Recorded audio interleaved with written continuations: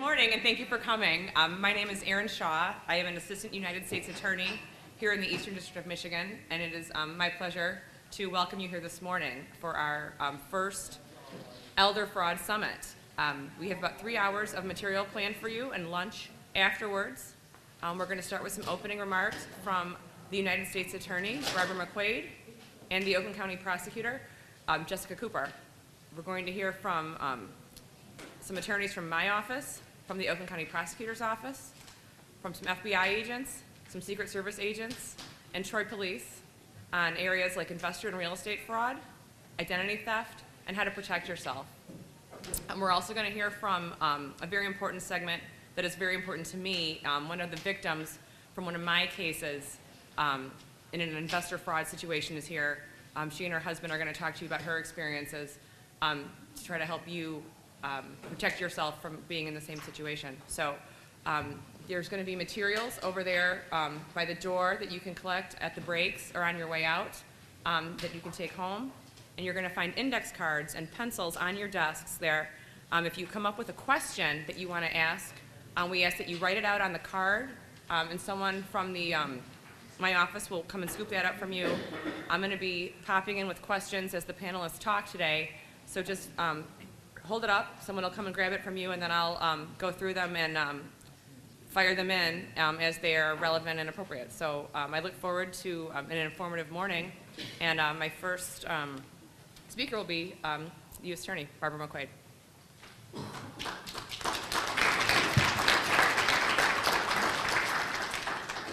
How's that? Can you hear me okay? Wonderful. Well, good morning. Good morning. Thank you all so much for being here today on a beautiful day, and I'm really glad to be in Troy. I grew up in Sterling Heights, not far from here, so it's great to be in Troy. But I've never been to this beautiful facility. People in Troy have been keeping it secret from all of us in Sterling Heights far too long. But I noticed that when we're done here today, I am going to do line dancing with Connie. Saw that as I came in the door. And maybe then I'll swim and take a computer class. So it's great. What a great facility that you have here. So thank you very much for having us. We're really glad to be here. This is National Crime Victims Week. And each year we try to get out and talk and focus on a different segment of victims. And when we talked about what we wanted to do this year for Crime Victims Week, one of the things that came up again and again is how frequently we are seeing seniors being targeted for crimes. I don't know why it is. Maybe it's because we're all living longer, we're active longer, we've got our life savings. It makes us an attractive target. I don't know what it is.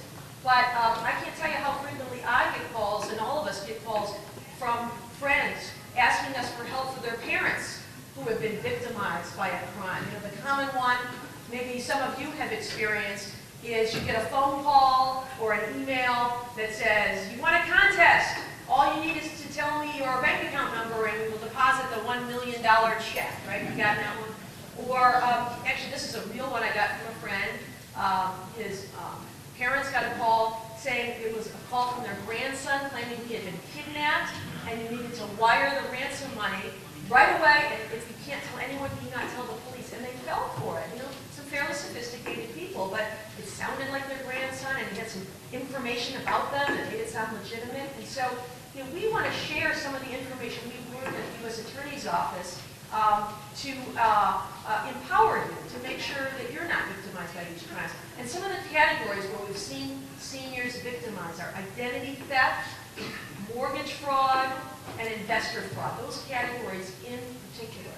And so those are the things that we're going to focus on today. And I know there's lots of other topics we could talk about, but that'll be our focus for today. I want to thank a few people who have partnered with us today and are here. First, Oakland County Prosecutor's Office, and Jessica Cooper, who's a great friend of mine and a great colleague. We work together beautifully and share cases with each other. She and her office are here today. The Friends of Troy Seniors, who helped put this event together, and the Oakmont Senior Communities. Diana Lottie has been tremendously helpful from Friends of Troy Seniors. The Troy Community Center, the Troy Police Department, Andy Bregnich, who's here, is going to speak with us today, has been great. AARP is here, and they brought some pamphlets. They're a great partner in this. And AARP, I want you to know, I'm 49, looking forward to my card next year. Hope I'm on your list. Don't forget about me. Ray and Janet Henschel, some victims, are going to tell you their story. that we hope will empower you. Sometimes people are embarrassed or ashamed when they've been the victim of a crime. You absolutely should not be. When you speak up, you can help protect other people from being victimized by crime. So we're really grateful that they're here to talk about their experience. FBI and Secret Service who help investigate these cases. And then, if I may, and if you will indulge me, the great people I work with at the U.S. Attorney's Office who are responsible for putting on this program today. Erin Shaw, your mistress of ceremonies, Bob Koike, Gina Belaya, Sandy Palazzolo, who is our victim coordinator, and she has brought all those pamphlets you see over there today, and they're really great stuff, so please make sure you pick up a set before you leave. I picked up a set myself, and if there's one resource to remember, it's stopfraud.gov. It's a website, and it's really tremendous. It's got lots of great tips on there, stopfraud.gov. So write that down. There's also pamphlets about it over there, but it's a great one-stop shop for resources.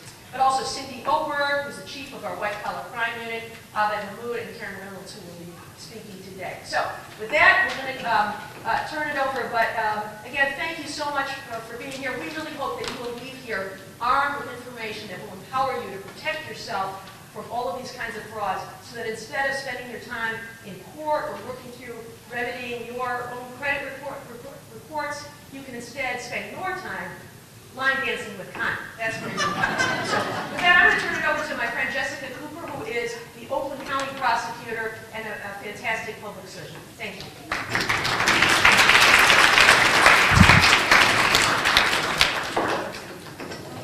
I'm going to try and see if I can get this. Everybody can hear me? No? I'm going to walk away from that. Everybody can hear me now? Okay, well, I'm very happy to be here. Our office has done a lot of these presentations, not to the depth, obviously, that we're going to have here. I'm very delighted to be invited by Barb, who's a very good friend of mine, to speak about these, back on the issue again, about these problems. But the essential difference between Barb McQuaid and I, aside from our offices, is that Barb is looking forward to being a member of AARP, and I have been a member for some time. So I speak to you as a member of the senior community, and I'm very proud of that. One of the things that we talk about, and one of the things that you should know, when we started our local presentations, we were talking about several $1 billion of that go forward in terms of seniors being deprived of monies. And we looked this up yesterday to make sure that we were up current. Every year, seniors are built out of perhaps $40 billion a year. $40 billion. Now, why is that? Again, as Barb asked, and part of that comes from the fact that we are trusting souls. And sometimes, when we started some of this, we were talking about physical protection, and we were also talking about fraud protection. And I would go into the community and I would say, we're going to talk about strangers, and we're going to talk about what happens to people who are unscrupulous, who prey upon you. But the majority of the fraud that is committed against seniors comes from people that you know, that you love, or that you trust. And that is possibly what that solution is because it is not received well. I'm going to tell you, that is not something that is received well because you don't want to think about that comes from people who are close to you. It doesn't mean that it's your brother or your sister. It doesn't mean necessarily that it is one of your children. But there are those of you who are vulnerable enough, and we're going to talk about protecting your computers, and you have people in your house who are doing repairs, or you have grandchildren or children and their friends who have come to stay with them.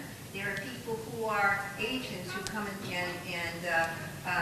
fix your plumbing, or in some instances who are caregivers. And so I say that, I'm starting out saying that because one of the things that you have to do is always be cautious. You have to be cautious, and that's where a lot of the larger frauds come from, because we are trusting souls. That's a good way to live your life, but it is not a way to protect yourself or your monies. So we're going to talk about ways in which you can protect yourself. I'm very happy to be here. When we talk about identity theft, which is one of the things that I'm leaving with Paul Walton, who's from my office, what people are seeking to do is to get your ID, okay, to get information. And, you know, we're preaching to the choir because you all know that there isn't a bank or a credit card company who's going to email you and ask you to verify your phone, your account number. And because if they do, that's how they get that information. They get that information because you don't shred your garbage when you put it out. And we have people who look for that. Isn't that very nice? There are people who are so poor that they're looking in your garbage. That's not what they're looking for. They're not looking for anything other than your ID. So we're going to talk about, and everyone here is going to talk about how you prevent that information from going forward. And Paul, I think, he has a wonderful way of talking to you. There are those of you who are not on the computer, and you're going to hear the fact that you think that you're safe because you're not online. Are you kidding me? Everybody uses it. I'll give you an example. How many of you have a Kroger card? And isn't it amazing that you have this Kroger card? Some of you may or may not be online, and they're able to send you coupons once a month or every other month, and they know exactly what you like and what you want, right? These are people who, a private company, will keep that information. And so if you think your information is safe, it is. So you're going to learn so much today. I'm so excited to partner with VARM as we do on cases. Some of our friends that we deal with we work very well with these organizations, whether it's the FBI or Troy or the U.S. Attorney's Office. We are all here because some of the things that we like to tell you is that, you know, we can prosecute these cases. Well, some of these cases cannot be prosecuted because that information, or particularly computer scams, come from sometimes outside our state or jurisdiction, sometimes from outside the country. And so the best thing that we can do, aside from helping you as best we can and prosecuting many cases where we can, but the more important thing is to help you prevent crime and help you be aware so that we don't get into these situations. So thank you very much for welcoming us. We're always happy to be here, and I appreciate this, and I will turn this over to you. There you go.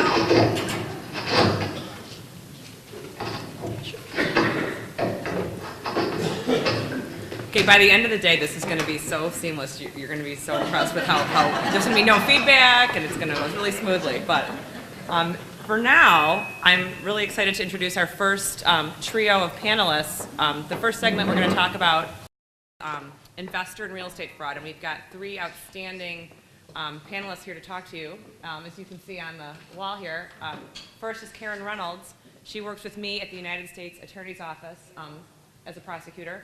Next, we have Special Agent Rebecca Wiles from the Federal Bureau of Investigations. And then finally, Paul Walton, who works with Jessica Cooper at the Oakland County Prosecutor's Office. As they're speaking, if you have questions, please feel free to jot them down on your note cards and just raise your hand, and someone will come and scoop those up, hand them up to me, and then we'll pepper them in as we can. Okay, thank you.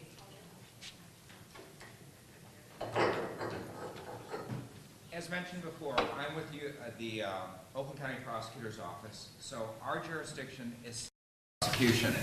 That's everything that happens at a state level. Can everyone hear me? I have never had a complaint that no one could hear me. I've been with the prosecutor's office for over 20 years. Part of my responsibilities as the chief assistant prosecutor is to prosecute complex litigation cases, which include such things as fraud-related crimes. And what we're seeing at the Oakland County Prosecutor's Office is this tremendous increase in fraud. And the reason we're seeing this tremendous increase in fraud is because we, as a society, are more accessible. As the prosecutor had mentioned before, one of the things that we're finding is that you as individuals are worth a lot. Your social security number, your identification, your name, your address. That is worth a lot of money. The problem is that in prosecuting these fraud type cases is we're limited to the four corners of the county. And a lot of this fraud is happening outside of the county. So, for example, you apply for your Kroger cost-cutting savings card, or your CVS card, or your Papa Joe's card, or whatever card of du jour, that information is sold and resold and resold. Or you leave your little card in your cart, and someone can pick it up. They use this information to obtain your identification to get a credit card, to invest.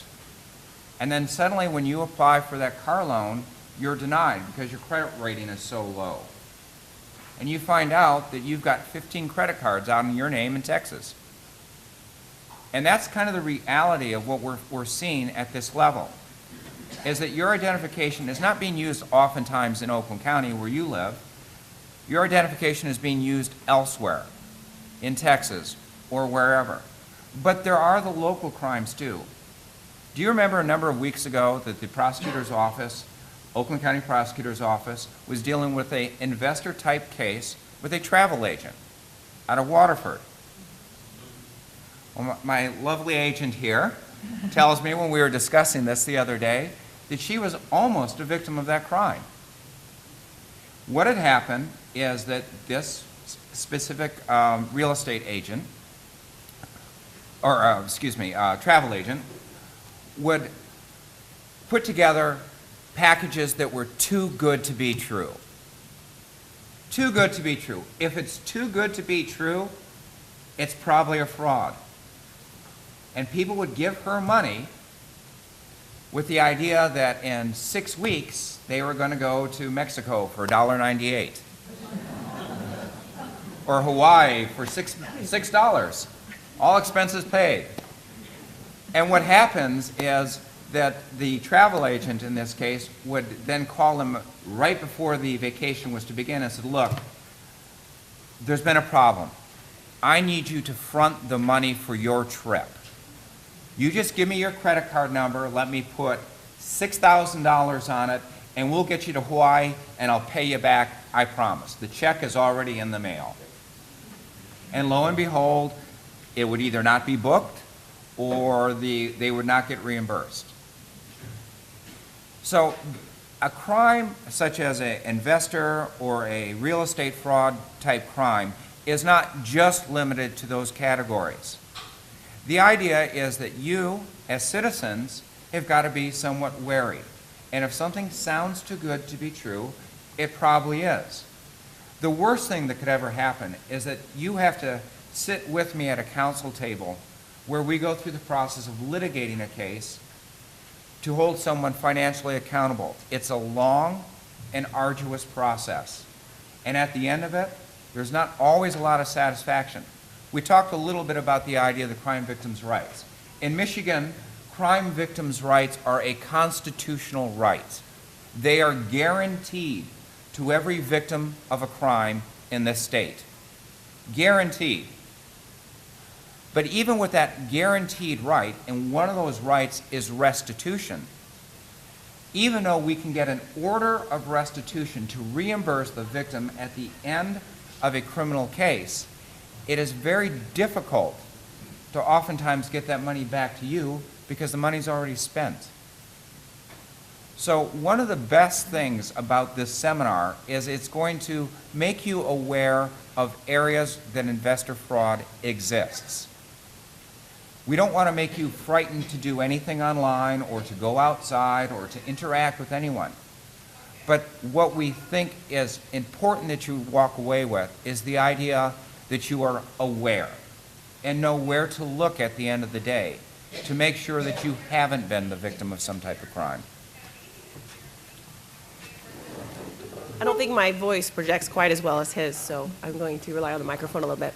My name is Rebecca Wiles. I'm an agent with the FBI.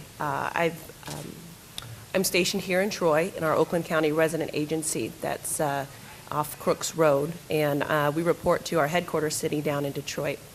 The majority of my career has been spent investigating financial crimes, white-collar crime, more specifically securities fraud, mortgage fraud, wire fraud, bank fraud, all of the federal statutes. I have had the fortunate opportunity to work both directly with Karen and also with prosecutors from Oakland County as well. We recently had a mortgage fraud case that we garnered some convictions on last year. So just to add to Paul's speaking about the travel agent, I wanted to share my brief experience with that. My husband had come and approached me about an opportunity to go to Hawaii for a $1,000 round trip. And we had friends in the area, several friends that have gone several places with the travel agent. And so we felt like, hey, this is people we know. We've seen this come to fruition. And so he was telling me a little bit more about the details. And I have to say that my husband he never gives me the benefit of the doubt because of what I do. Not that I'm skeptical, but I ask a lot of questions. And so I proceeded to ask some questions, and he's like, well, I wanted to surprise you. I've already purchased it, and I wasn't happy with the things that I was hearing. And again, we're trying to determine, hey, is this really something that's, not sure of it, or is this my wife just being way over the top because, she's an FBI agent? And so anyway, things happened the way they may. We actually ended up selling the package to some other friends, and they did go on their trip, and they had a wonderful time. But as we had talked about it, I told him something just didn't seem right. I was, I'm glad that it worked out for everybody, and because, maybe it is me over the top. So when I saw the story, and actually was working with the prosecutor that ended up prosecuting it, I tried to show my husband, hey, it's good to ask questions, and it's not just me. So was the ultimate I told you so. Yeah, I tried to say that without using that phrase, but again, some of the things that I wanted to pass along with you today is I have a different perspective. A lot of times I get hit with the front line per se. I talk with people. We receive telephone calls at our office, or we contact people because we've been provided information about alleged fraud. And a lot of times when we talk to victims, especially in financial crimes, mortgage fraud, bank fraud, loan fraud, a lot of times it's difficult to get some information. For example, I had a situation a few weeks ago where I had to talk and approach a widow about some money that she had sent out of the country. And she was very hesitant to speak with me. I showed her my ID. I told her why I was there. I gave her information that only someone that was very in tune with the crime would know. And it took 3 visits to her home to get her to speak with me because she was embarrassed. After when I showed up at her door, she was embarrassed by the situation that she was in. And it was hard for her to articulate that to me. And there's nothing that we can't, we can't do our job unless we have that information and insight to go on. And so I guess the one thing that I wanted to make sure that I shared with you today is to not be afraid to speak up. Okay, after the fact and as she was going through, it was very hard for her to go through the story because she felt embarrassed. She didn't want her family to know. She didn't want her loved ones to know. She didn't want the community to know. She's a very active member of the community because she's a good person. She was very trusting and had made some decisions, again, that went against her better judgment. But because it was so difficult to get that information, and timeliness is always a factor. So if you feel that you have been a victim of a crime or you're unsure, the best thing to do is report that or to seek advice from, you contact law enforcement or someone that you trust because that, again, affects the way that we can address a threat. And as Paul mentioned, a lot of times by the time it falls into our lap to address, the money is gone. But had we known about it 6 months earlier or sometime, there are things that we have in place that we can do to try to minimize that loss and to get that money back. So that was my introduction. Hopefully you can hear me. If you can't, let me know and I'll speak into the microphone. The U.S. Attorney just told you about a website called stopfraud.gov. If you don't take anything else from that table, and I hope you take everything, please take some of those and pass them out to your friend. StopFraud.gov was started by President Obama's Financial Fraud Enforcement Task Force back when the mortgage fraud crisis happened in 2007, 2008. And this website, which I haven't been on recently, but just took a look at the handout, has really come a long way. It will give you all the information that you need to protect yourself. It will also tell you how to report crimes that you think you're the victim of or someone else is. I've been with the U.S. Attorney's Office as of, I think, 2 weeks ago. As of 2 weeks ago, 31 years. And so I am firmly in the AARP arena since I'll be 60 in a week, or in a month. It feels like a week. So I'm getting those phone calls and those emails, actually getting some of those emails on my work email address. There are hallmarks, and I've been asked to speak, Aaron has asked me to speak a little bit about investor fraud. I was in a trial last year for 3 months with a huge investment fraud case involving seniors and over $60 million in losses to them, and we're talking about life savings. And some of us have touched on already the hallmarks of investment fraud or identity theft, but particularly investment fraud. Your friends, your family members, your neighbors, people you know from church, friends of friends, those are the people most likely to prey on you. I have yet to have an investment fraud case where the perpetrators weren't targeting people who would trust them before the words came out of their mouth. If it's too good to be true, you're going to hear that more and more today, but if it's too good to be true, it is too good to be true. People who are investors do not promise you returns. They do not tell you that every year, truthfully, that every year you're going to get 8% return. It doesn't happen, and no one can promise you or guarantee you that. When someone tells you that I have a risk-free opportunity for you, hang up the phone, walk away from the conversation, get on StopFraud.gov and report it, because there is no such thing as a risk-free investment opportunity. And you're targeted primarily because, not just that this is someone you know, but also because you have life savings, because you have 401ks, because you have savings accounts.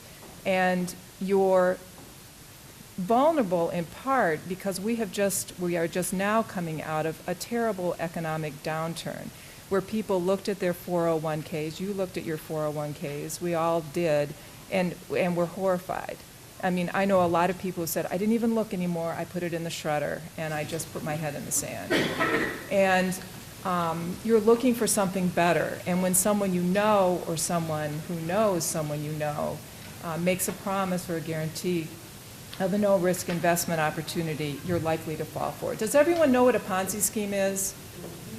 No one has any questions? Okay, so I don't have to go over that. But I just noticed yesterday that if you go onto the CNN website, they have a very short clip called How to Spot a Ponzi Scheme. And it's really very good, and it's very short, and it should come right up if you scroll down. It's worth looking at. We want to answer your questions.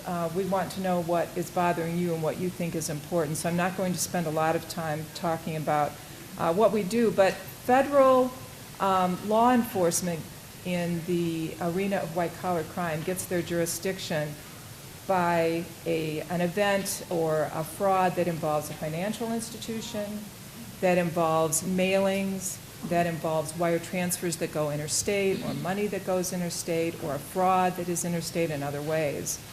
So we have resources that go beyond what Paul was talking about, where the four corners of Oakland County sometimes make it difficult for him to prosecute cases. We have some resources, and we have the jurisdiction for the bigger cases that involve maybe more than one county, more than one state.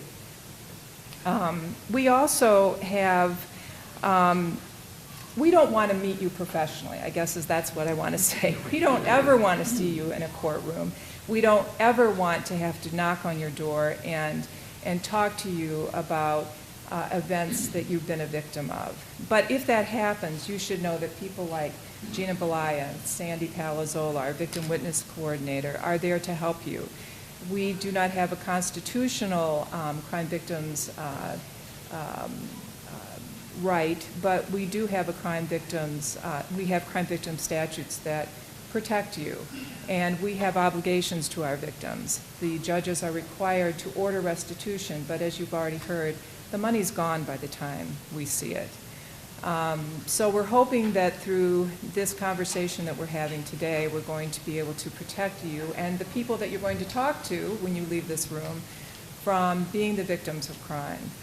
One other thing I want to say is if you are persuaded that you think this is a good investment opportunity that someone has presented to you, and you see a private placement memorandum or a prospectus, you see that your money isn't going directly to this person but is going into a trust company, so that looks great, and you take it to your accountant or your CPA or a lawyer and they look through it and they say, this just doesn't make sense to me.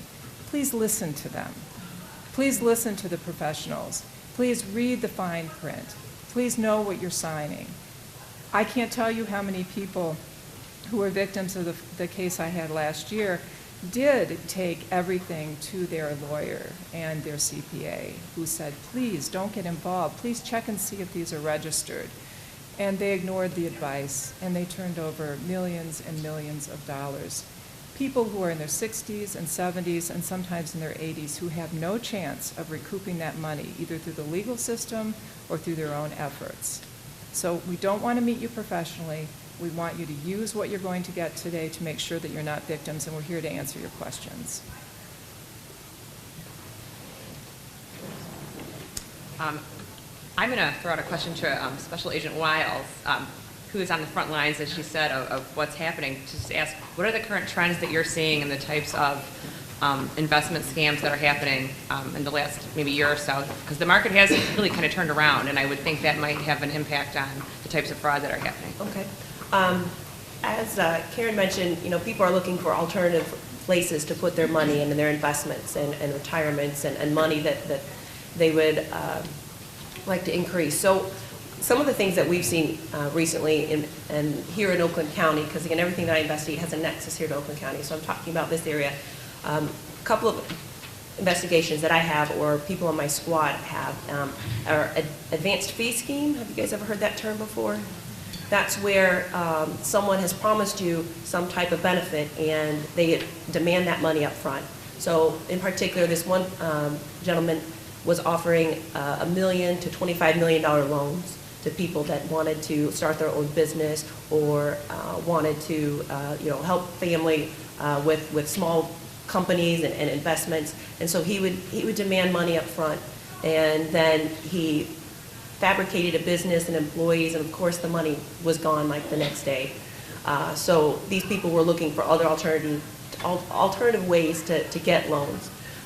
Another case that I have that we see an increase, this is just one of many that we have seen, is that, again, going back to the investor fraud, this is a current ongoing investigation, so I apologize that I can't give any particular specifics.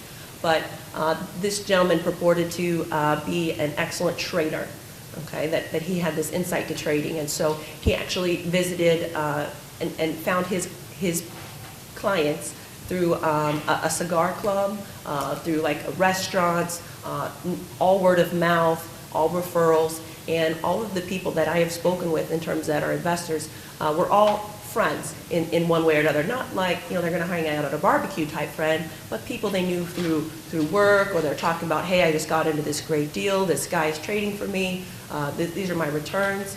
And so again, not licensed. This gentleman is not licensed. All word of mouth. The other people felt comfortable because they knew this person, and this person was testifying on that person's behalf. None of this was written down. All of it was done, hey, here's your account, you can log into it, you can look at it on the computer screen. So a couple red flags here, just to kind of highlight some things here that we see are people don't want to give documentation. So the crooks, let's say, they don't hand out, they don't like documents, they don't like to talk via email because there's an automatic paper trail for you, the investor, to document. Again, as I'm talking to these individuals and they're giving me they're recounting their story, they'll tell me about the situation. I'll ask some questions like, what did they say here, or what promises were made? What documentation did he provide you? And there is none. And they always follow that up with, you don't understand, he was so convincing. And we're talking about people that, engineers, master's degree. I mean, these people that just thought this would never be them. And so just to summarize kind of what Aaron was talking about, the investors, just, that person that has a great deal of knowledge, experience, but isn't licensed, isn't offering registered products, and what we call an advanced fee scheme. And then also the other one, not to take too much time, but home mortgage rescue plans. Have you guys seen or heard about those types of scams? That's the other up and coming, I would say, fraud that we see a lot and which doesn't really involve investing, but it does involve, yeah, I guess it does, because many people, their investment is their home. And a lot of us, the target population owns their home, and so that's a way that they can be scammed out. So if we get time, we'll talk back about that. Actually, that's a perfect segue, Rebecca. I know Paul has some thoughts about the mortgage fraud in that regard, like foreclosure rescues and short sale fraud and potential contractor fraud. Do you have any remarks about that or suggestions you can give?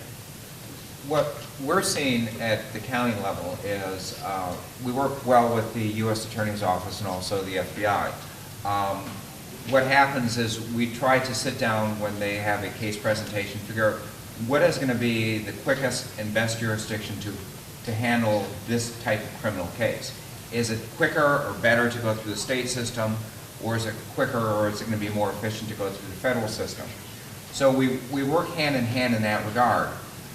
What we do see is our investment fraud at the state level is a little different. We have a very active builder's trust fraud in Oakland County. And we have state statutes that allow for builders to kind of pool the money. They're developing a subdivision, and they pool the money, and you buy lot 1. And you put your money into lot 1. And another person comes along and they buy lot 2. Well, the builder is now using the money from lot 2 to pay for lot 1. And by the time you get down to the end where the subdivision is supposed to be completed and he's running or she's running out of money, that's where you have the investment fraud, is because all the money has been spent and you're the last investor there, and you get a pile of sticks and a hole in the ground and not the house that you planned on.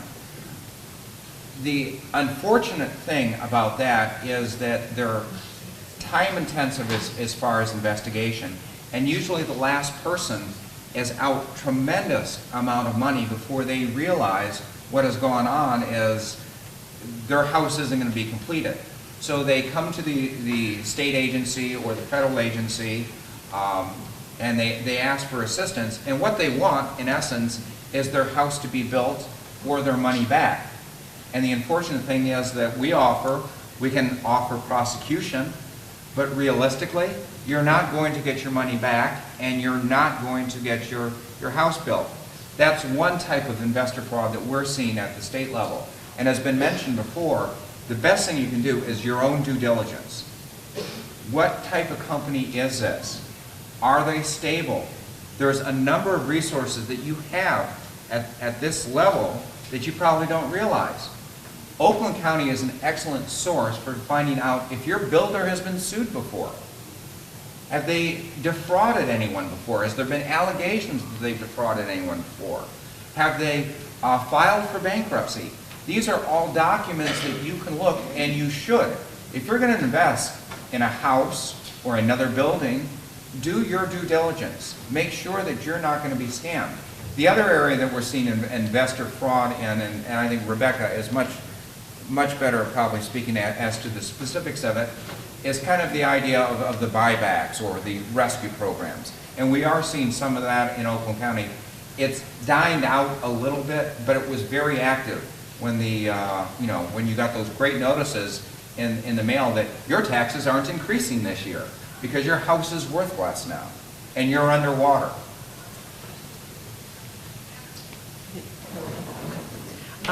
Yeah, there's a couple different ways that, and again, this would not be for you, but just people that you know that these are so prevalent, these, we call them home rescue schemes. And what happens is this, if your house is into foreclosure, you've missed a couple of payments, what happens is these lists these people can obtain lists, and they contact people that want to save their home. They've lived there for 20 years, 30 years. They'll do anything they can to save their homes. And these, a couple different variations of this scam are, that goes back to that term advanced fee, which I mentioned earlier. Hey, you pay us $2,500 today, and we're going to communicate with the bank. We're going to be an advocate on your behalf. We're going to arrange either a loan modification or a short sale. And what happens is people pay this money or continue to make monthly payments, and these individuals are off getting their next clients, and you just never receive the services, and your house ultimately goes into foreclosure. I have a case that's being sentenced next week at the from the U.S. Attorney's Office, a case that we prosecuted where this gentleman, he was actually highlighted on TV, so maybe some of you have seen this, where he was telling people he could save their homes, kind of offering the same services, except for these people had cash. They would have a small nest egg. And he would say, let me take that money. You can use that money, give that to me. What we're going to do is I'm going to talk to the bank, and we're going to short sale your home under my control. And then once that's completed, you can give me that nest egg that you have, and I'm going to sell you your house back for hundreds of thousands or $50,000 less than what it's valued at or what you were paying. And so they would sign these documents and do 2 transactions on the same day, and then you could probably guess what happened. The second transaction, where he was supposed to be selling a house back to that individual, which first of all is in itself is a whole bunch of legality problems there, okay? But then what he would do was he would keep that money, and the people would be living in their house, and they thought that they had saved their home. And then one woman in particular that we charged, she was awakened by the bank knocking on her door 4 a.m. with the local police, serving that notice and kicking her out. So not only had she ultimately lost her home, but she lost her entire life savings that she had put down on that home. So again, going back, those are just variations of many types of home rescue scams that are out there. This is really important for you to know. There are lots of different ways that fraudsters can get your information.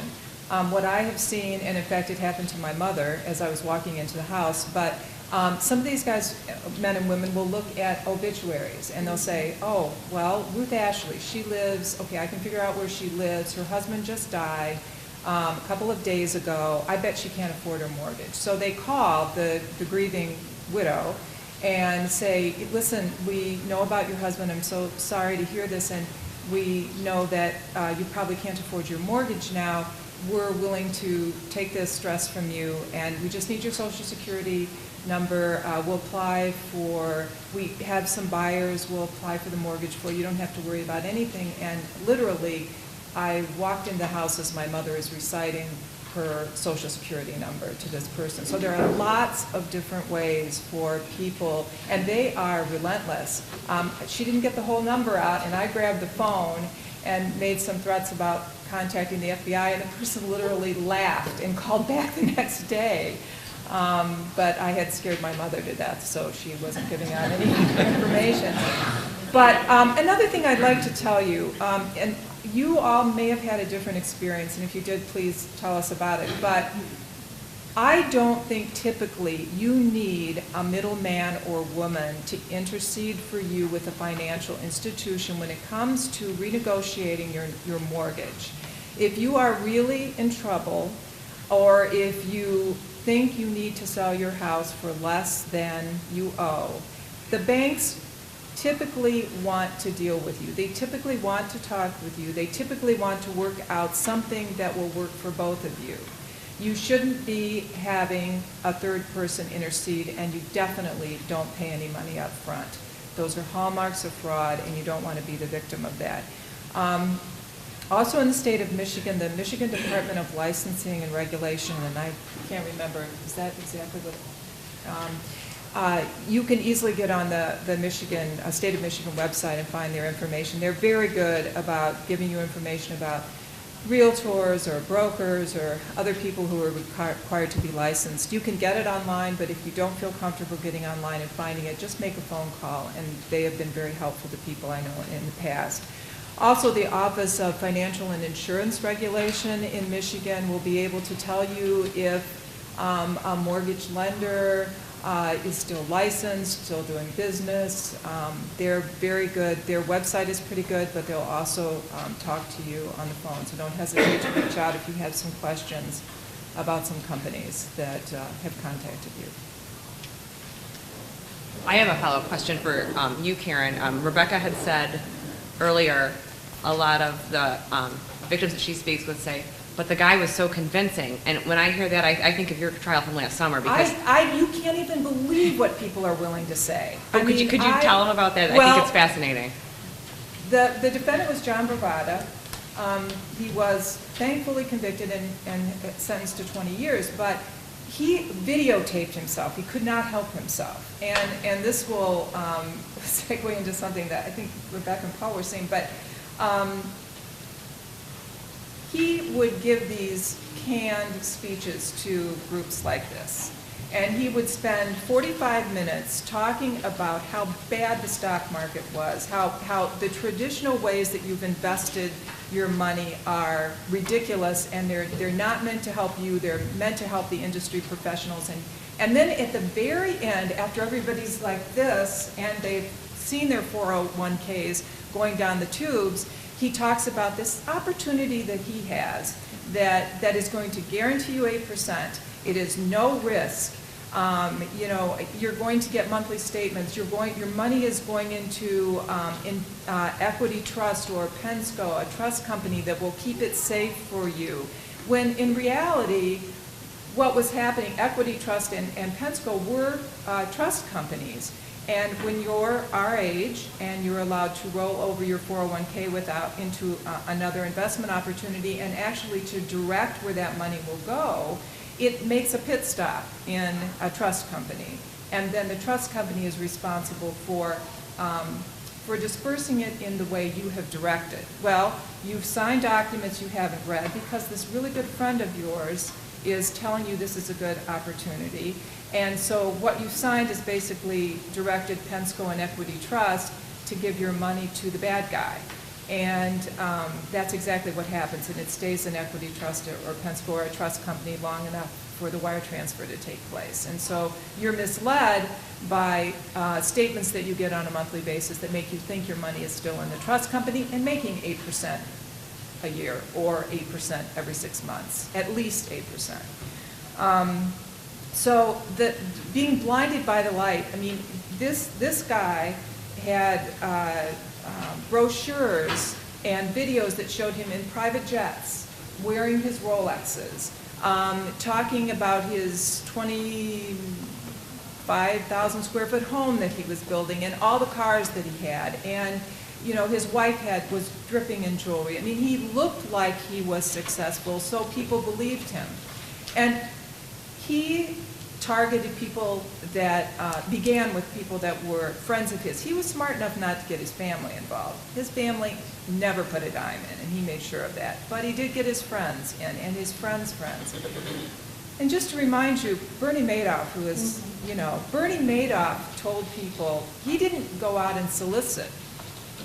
He made sure that his friends were doing that. And when people would come to him and say, I'd really like to invest with you, he'd say, I'm really sorry, I like to keep this small, close friends, people in my community, and by the end of it, they were begging. It was please let me put my money, and that was the plan. And Bernie Madoff's scheme to defraud was a classic Ponzi scheme. He was doing nothing. He wasn't investing in any way, shape, or form. He was doing nothing but taking in new money to pay people who had come in before. Now, in the John Bravada case, he actually was in a very haphazard, sloppy, really didn't care. He was going out and he was actually taking on debt in real estate deals, so that it made him look, another thing that made him look prosperous and successful to people on the outside. But every video that I saw, every pitch that I saw given was made to groups like this. And by the end of it, people were lining up to give their life savings and lost every bit of it. And it is a horrifying experience. You're going to hear from victims, but it is putting people on the stand who've gone through this is horrible. So I say again, we don't want to meet you professionally. We love meeting you here. We don't want to see you on the other side of the criminal justice system. And I have a question from the audience that is switching gears a little bit back to the real estate issue, but I have a question. Could you explain what a reverse mortgage is and what information people need to know to protect themselves from being involved in a reverse mortgage scam? Well, a reverse mortgage, there's several types of products, but I think the most common one that is pitched is it's called I call it a HECM, a home equity conversion mortgage. And that's insured by the government, and in order to obtain that, you have to be 62 years old, and there's a bunch of other things that go along with that. I would just say, if you're interested or looking at that type of product, to make sure that you do your research. As I think Paul mentioned earlier, and Karen both have highlighted, that there are resources out there at the county, the state, and the federal level to educate on these types of things. There are just, again, with a small amount of time, and not to bore you, but there are just so many variations of how a reverse mortgage, you can be scammed. There are scams out there that involve people with good intentions, the victims wanting to, looking at their financial future, but are getting misled. So either they get products that aren't suitable for their goals and their needs. They pay exorbitant fees. They, again, are presented one thing. There's a bait and switch scheme out there where they're presented one thing and they think they're going down one road, but actually in the list or the stack of documents, there are other things that they sign. You guys have all been through a home closing, right? You obtain a mortgage and you just sign and the person's telling you what you're signing. It's the same here when involving reverse mortgages. It's the same idea. So what happens though, a lot of times, and what we've seen in the FBI is that these types of scams, they don't come forward right away because, again, the reverse mortgage, a lot of times the fraud isn't seen until the individual who has the mortgage passes away or decides, that the term of the mortgage is through, and then these things come to light. But then the financial institution is, because of the type of mortgage, it's usually insured federally, so the lender ends up, that liability is passed on to the FHA, which is the Federal Housing Authority.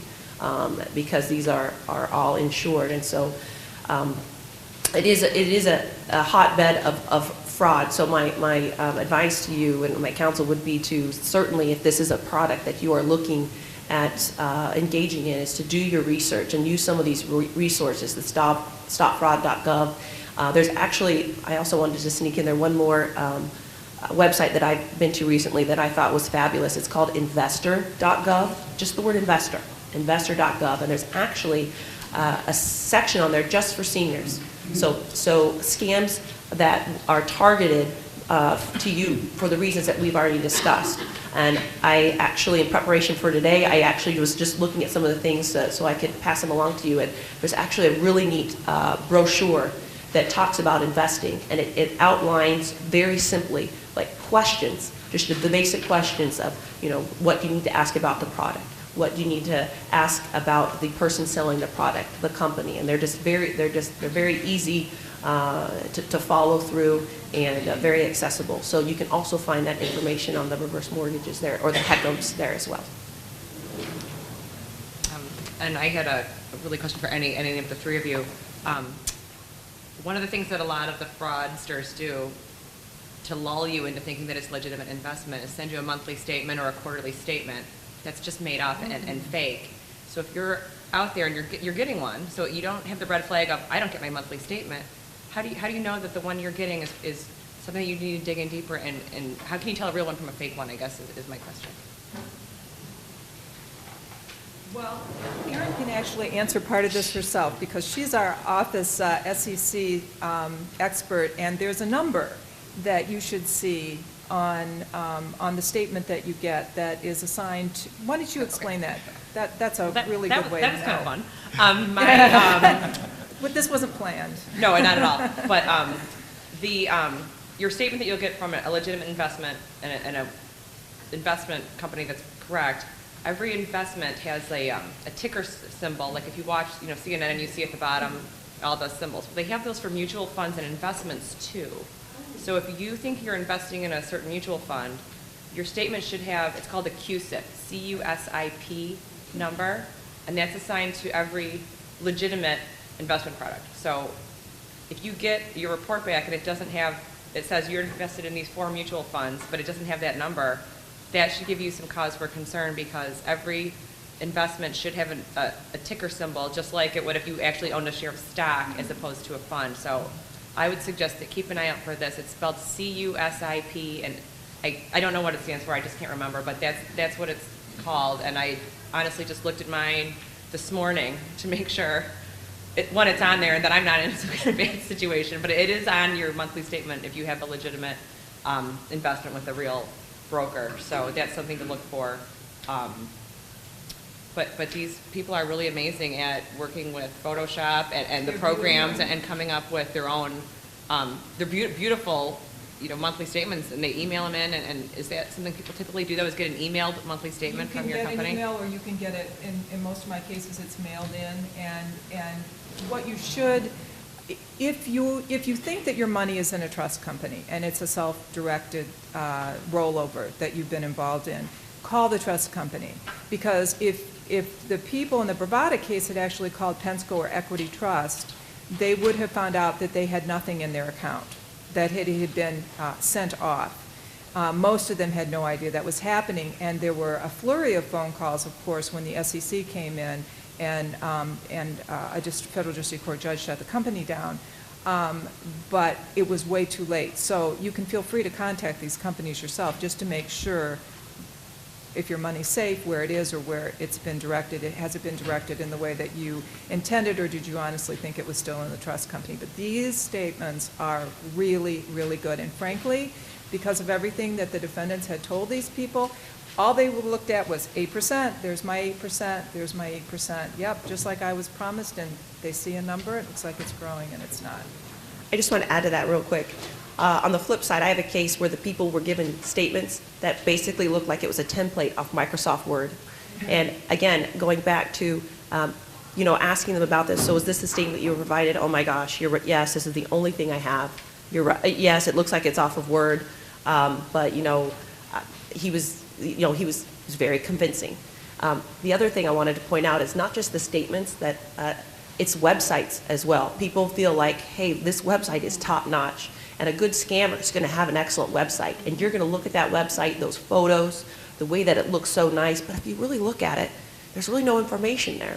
Especially when you go to the contact us and it's like they're only an email. A lot of these people don't put their addresses on there, but they spend a lot of money on these products because that's what can get your trust, is these great looking statements, these great looking brochures, pamphlets, and websites. And then I think this might be the last question, which segues nicely into identity theft before our break. And this is one for Paul. A lot of concern about the Kroger card here today, Paul. How do they get the info from the Kroger card? And should I cancel mine? Kroger's always a great company to pick on. No. But what we have seen is we've seen a number of scams that involve Kroger or Myers or something like that. For example, it was a simple larceny, but it kind of underlies one of the bigger issues that we have. A lot of people, they keep their little ID cards on their keychain, right? Okay. You go and you check out of the grocery store and you forget your keys in your basket. And the person that is going to return the keys for you, oftentimes, well, sometimes, not oftentimes, may take that key, because we had a scam like this not that long ago, go up to the desk and say, I found these in the basket. Can you tell me who this belongs to? And the person working behind the desk scans it, goes, oh, that's Mary Wood. Oh, I know Mary. I'll give it to her. So they took the keys. And they went and they did bad things. So one of the things that we talk about when we are going out to senior groups like this or community groups like this is simple things that you need to be aware of to protect yourself. One, take those cards off your key ring, because you will leave your keys somewhere. Second, how many of you have cell phones? How many of you password protect your cell phone? This should be, every hand should be up. Absolutely every hand should be up. Because think about all the information that is on your cell phone right now, especially if you have a smartphone. The information in there is valuable. Very, very valuable. Especially if you're someone like me who uses their cell phone a lot to do things like work. You know, I'm paying bills oftentimes on my cell phone and things like that. There are programs in your cell phone that capture your passwords, your personal information. And if you know how to, and the equipment to buy to hack into that stuff is not really that expensive, is pretty scary. That if you leave your cell phone behind, someone picks it up, they walk away with it, and they have all your personal information. So, things that you might want to consider is if you're going to go buy a smartphone or a cell phone, find out stuff like, okay, can I track my phone? Such as through iPhone. You know, find my phone. Great thing. I recently took a trip. I forgot my iPad in the back of my of the seat of the airplane. I went on to my vacation and I tracked my iPad down to Mexico. I'm sure it had a great time. I haven't seen it since. But the technology allowed me to block it and wipe it. So I was reasonably sure that the personal information that I had on that was not being accessed. The other thing the prosecutor mentioned very early on, how many of you have computers at home? How many of you password protect your computer? Again, every hand should be up. Every hand should be up. Because do you have someone come into your house maybe to clean it, to repair electricity, to fix that leaky faucet? Where is your computer? How accessible is it?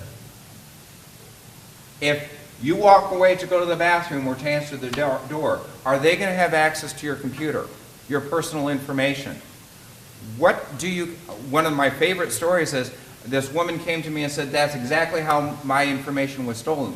I said, okay, let me guess. You kept all your passwords either in the notebook next to your computer or on your document drive under a Microsoft program called Passwords.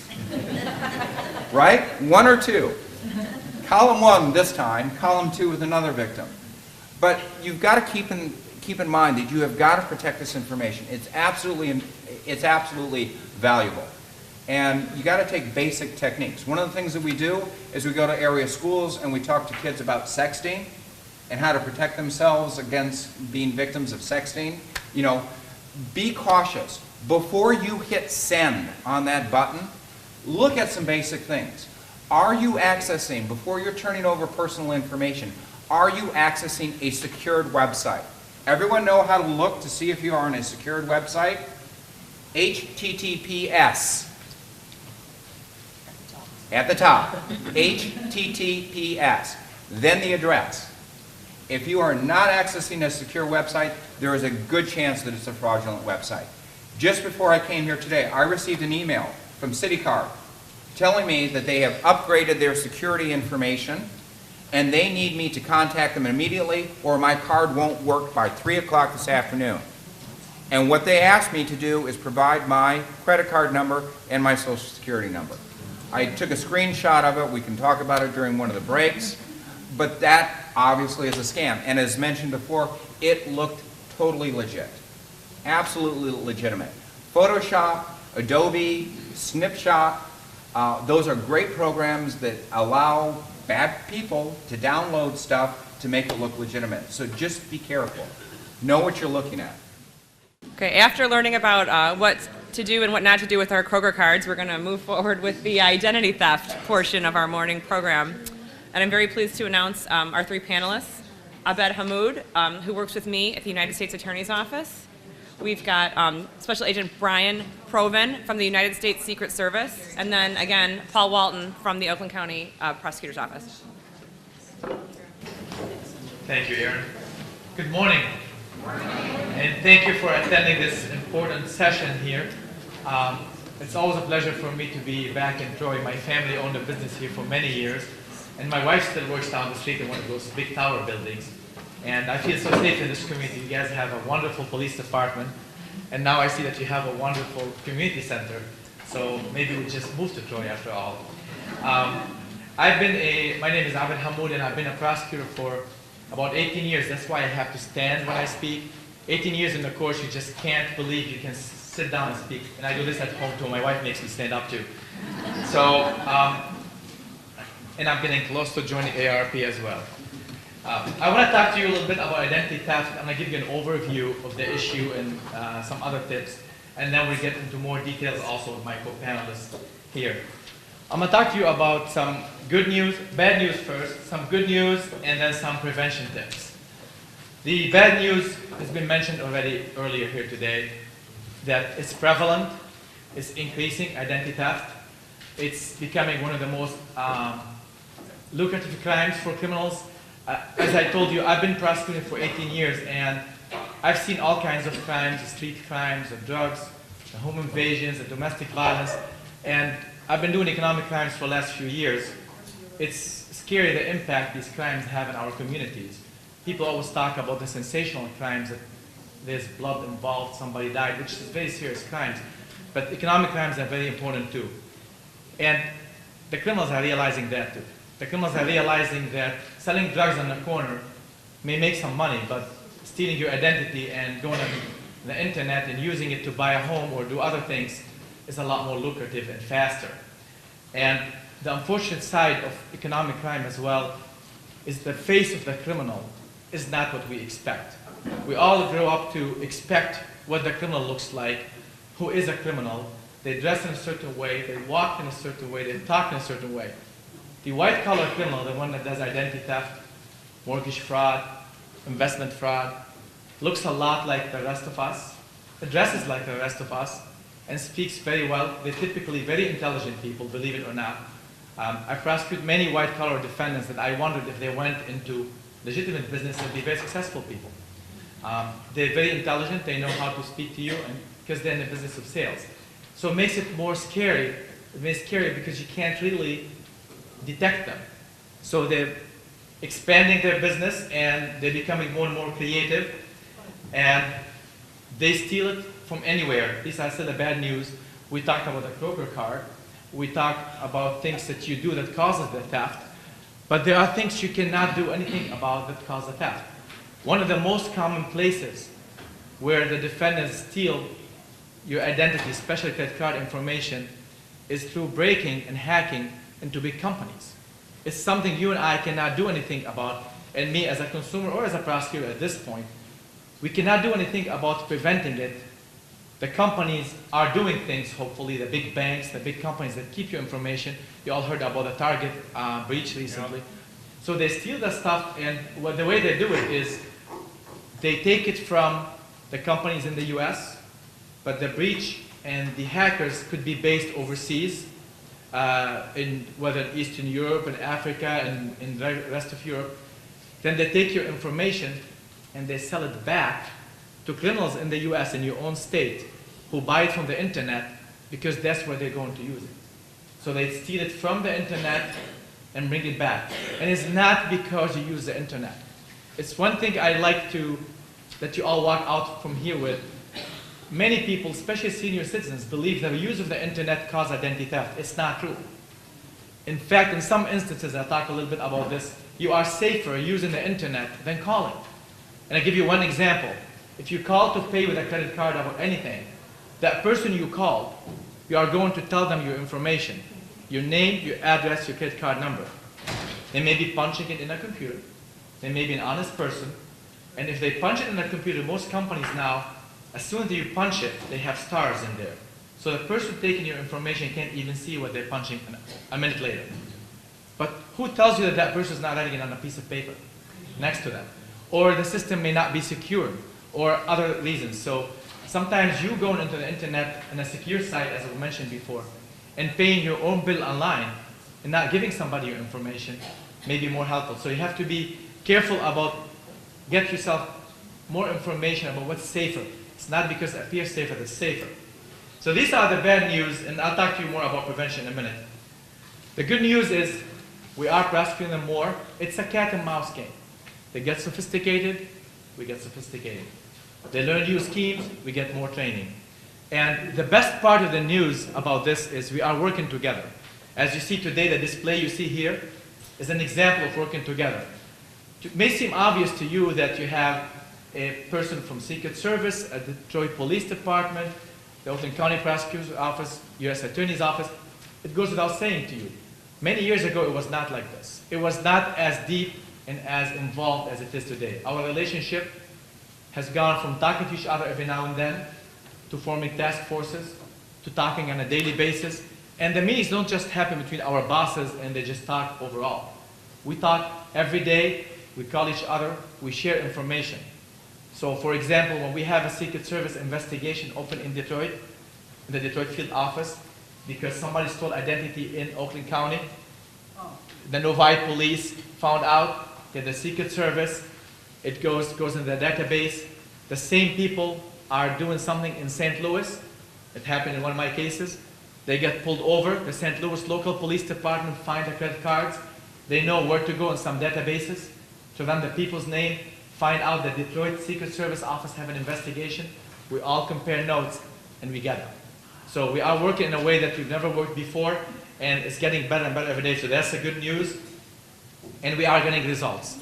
I can tell you, until recently, maybe a couple of years ago, judges mostly, whether federal or state, they were not as sensitive as they are today to economic crime.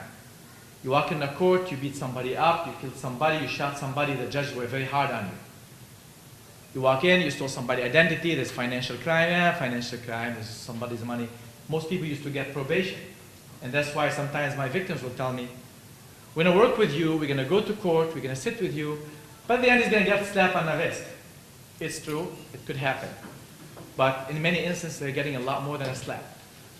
Karen mentioned one of her defendants got 20 years in prison for investment scheme.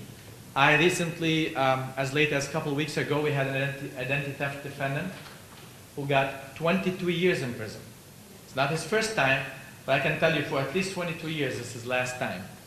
When he gets out, I can't guarantee you, my son wants to be a prosecutor. I told him, I gave him the name, I said, when you get out, you may be back. Because he'll be around 65, I don't think he's gonna stop. He'll start over with whatever scheme they have at the time. I had a defendant with investment scheme, Michael Winans, was in the papers, 15 years almost. So the judges are very sensitive to these crimes, and they are helping out, and we are doing our best, and we are prosecuting these people. What we need from you, though, to complain. And don't be afraid. I used to tell people, just tell one law enforcement agency and stop. This is typically in violent crime. If you go to a Detroit Police Department, you report it, they take care of it from there. In the case of financial crime, sometimes it does not hurt to report it to your local police department, to the police department of whatever city the person is, and to the FBI. They have a tip line, they have the crime reporting line, the Secret Service. They take your information. We are relentless in prosecuting. Be relentless in letting us know. And please don't be discouraged when you call a police department in any city sometimes and they seem to be a little confused or not sure what they're going to do, because financial crime is still new to all of us and it evolves every day.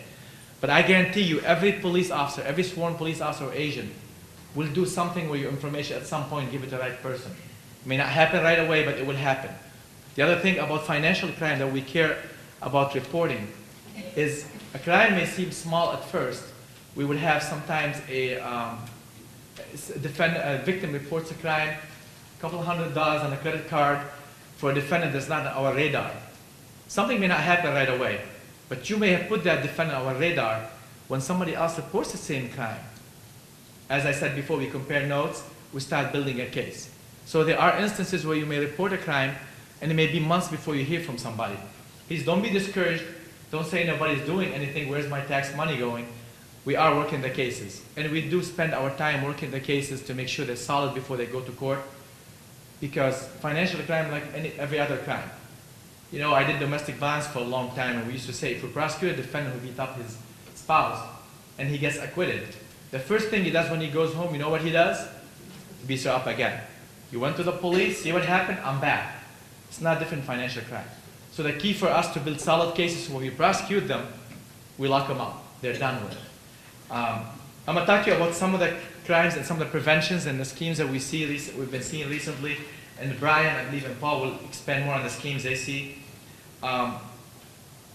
First, let me give you a big tip on prevention that may surprise many of you here. Try as much as you can not to use checks to pay. Try to not use checks to pay. We grew up thinking checks are much more safe than internet or credit cards.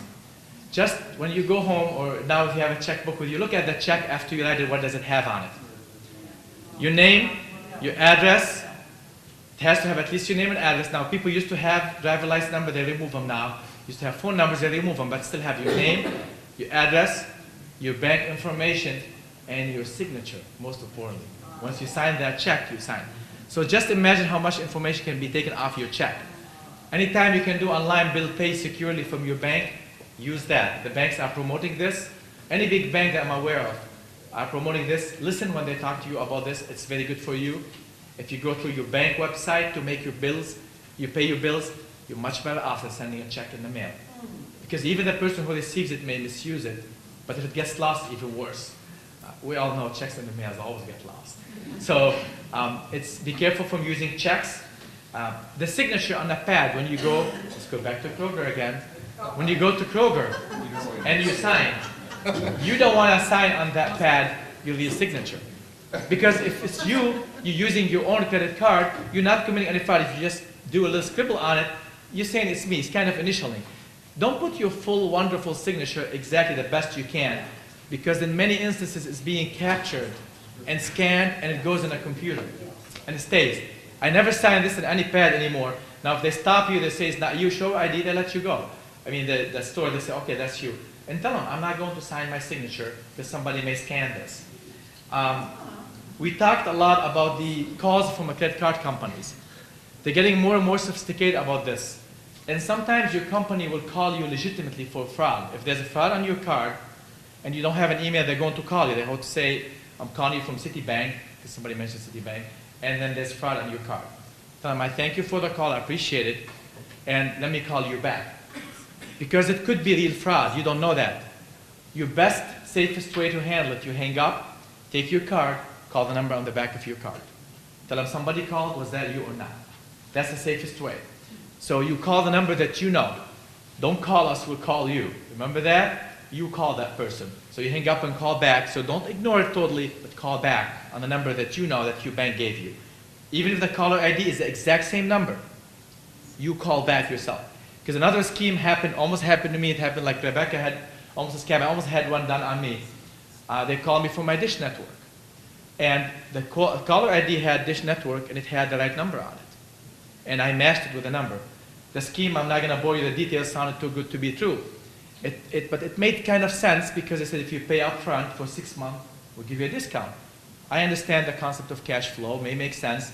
They want to keep you with them so you don't switch to another company. But at the end, they said you have to go to a store and buy a Green Dot card or prepaid card and pay us. As soon as they said that, I said, it sounds great. Let me call you back. I go get the card, let me call you back. They hang up, I called Dish Network, and of course it was not them, it was a scam. And there was a lot of things that were very bold. I continued calling and talking to them because what I do, I want to know how the scam works and my curiosity. And they're bold. They laugh at you when you insist that they are fraudsters. They laugh at you when you tell them that you can report it, that you can talk to law enforcement very fast. And in my case, the guy even laughed. He said, yeah, you can talk to law enforcement because of my accent, probably. He thought, I'm probably afraid of talking to law enforcement. I said, you know, I work for the government. Yeah, okay, yeah, you sure? You sound like you work for the government. So they are bold. They are bold and they are pushy. So be careful of this. Be careful of the calls you get and the emails you get also. Paul, I believe, mentioned he got an email this morning. I subscribe to one of the cable companies, Huawei. I get the email once a day about how my mailbox is full, that I need to give them my password. They never get tired of it. Now, with the emails, one last tip on the emails for identity theft. Do not reply to tell them you're bad people, because the reply can bring a lot of information about you. There can be information about your IP address and all these technical details. On the phone, I yell at them, I tell them, don't call anymore.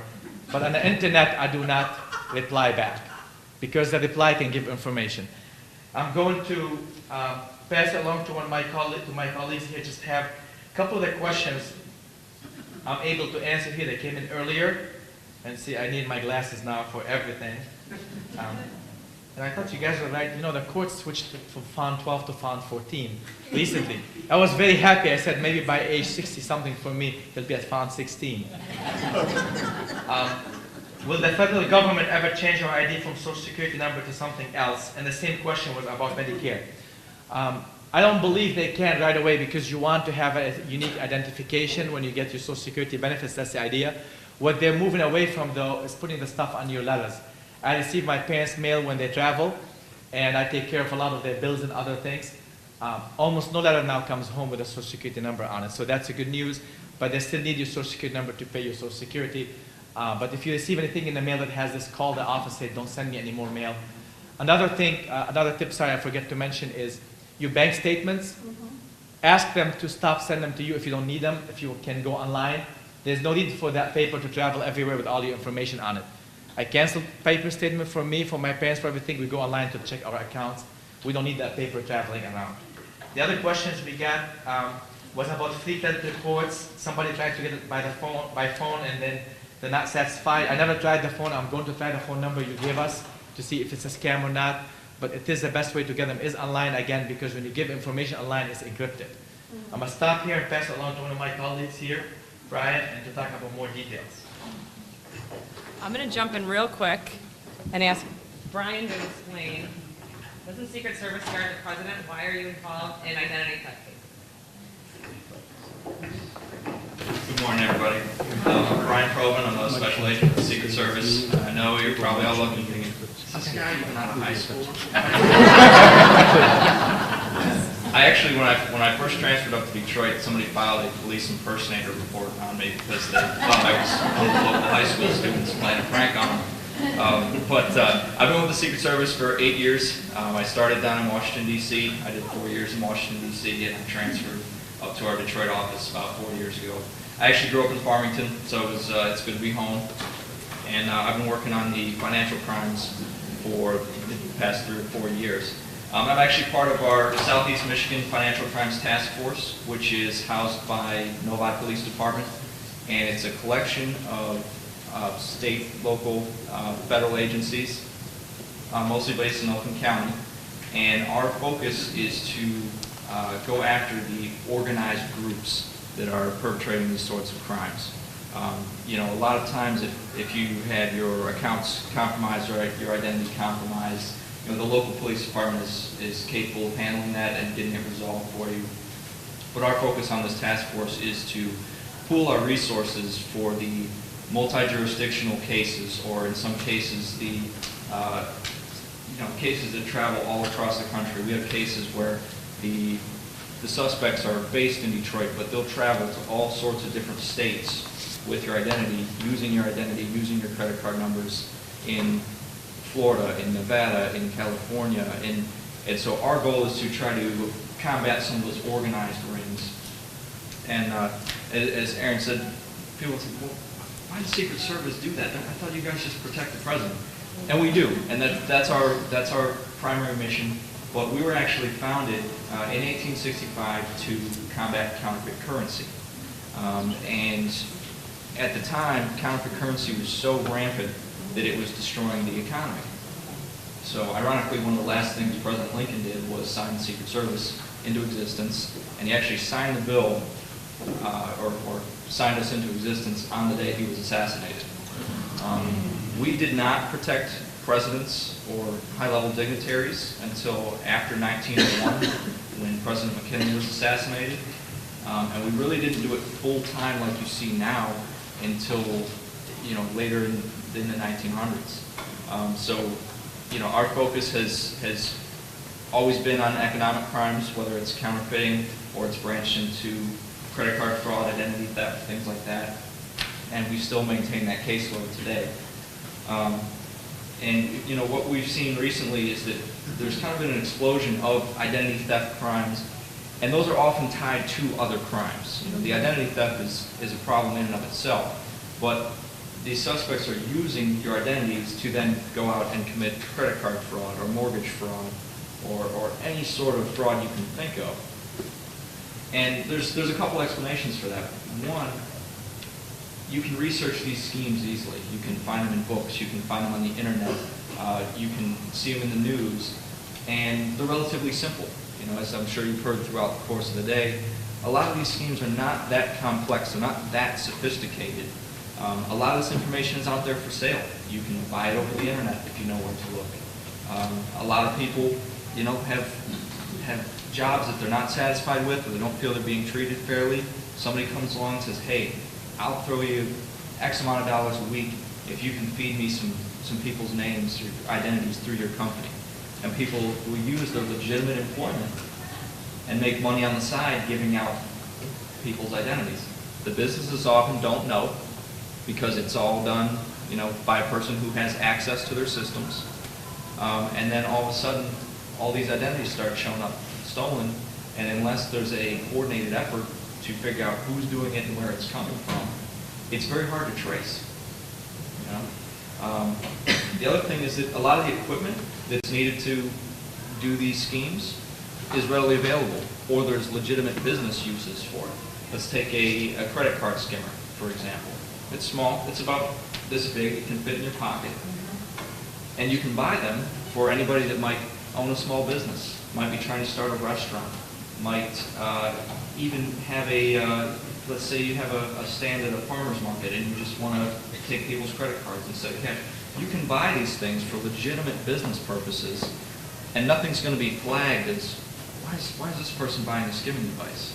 You know, why is this person buying a card printer? So these materials are readily available, and the profit margins are a lot higher, and there's a lot less risk than saying selling drugs. You know, a lot of these career criminals are realizing, well, hey, I can make more money and protect myself and not put myself out there and endanger myself if I sit behind a computer screen and sell identities, or if I sit at my computer and I print up fake IDs.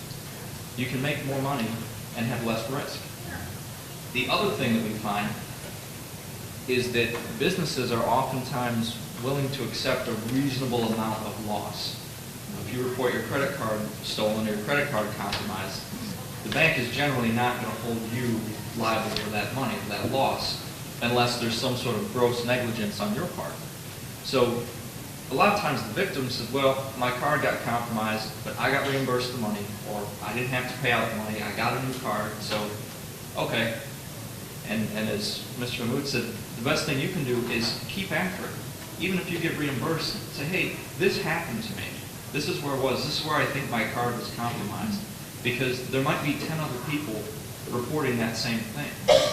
You know, and another reason that this type of crime is so common is because it does go unreported. You know, the victims are made whole. They think, I don't want to get into some police report and testify in court. It's just, hey, I got my money. I don't want to deal with it. But we're reliant on the people whose identities and whose cards and IDs are compromised to report that and to relay what you know or what you have, because then we can find the common denominator and start trying to track down who's actually doing this. The other issue is jurisdictional issues. The nice thing about having a financial crimes task force is that we can pull reports from Royal Oak and Southfield and Novi and Oakland County Sheriff and things like that, and all work together, because if you report a crime in Troy, they might not necessarily know that that same identity has been used in Ohio and Pennsylvania and things like that. But if they send it to us and they say, hey, we have some identity theft going on, you guys want to take a look into it, it might match other complaints from all across the country, or in some cases across the world. And that links your case or your particular situation to something much larger. So that's our goal at our task force, is to really break up these organized rings that are really branching out and going on these sprees of identity theft and fraud. Like I said, I've touched on some of the methods. You know, people will steal business records. People will steal records that they have legitimate access to and sell them on the side.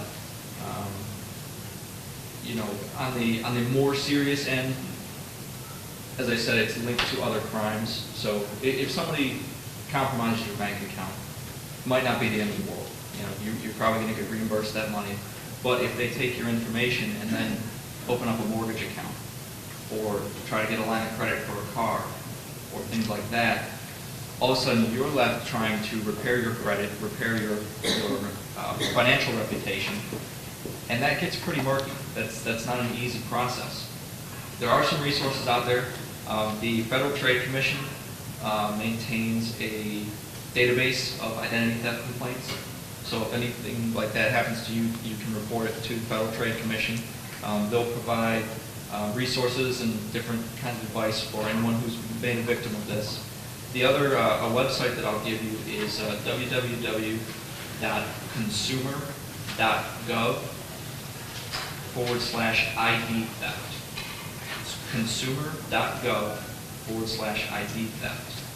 And on this website, there's forms that you can fill out that you can dispute lines of credit that have been opened in with your name or your identity. You can say, hey, this is my credit card, this is my credit card, this is my credit card, but I didn't go out and try to buy a new Mercedes.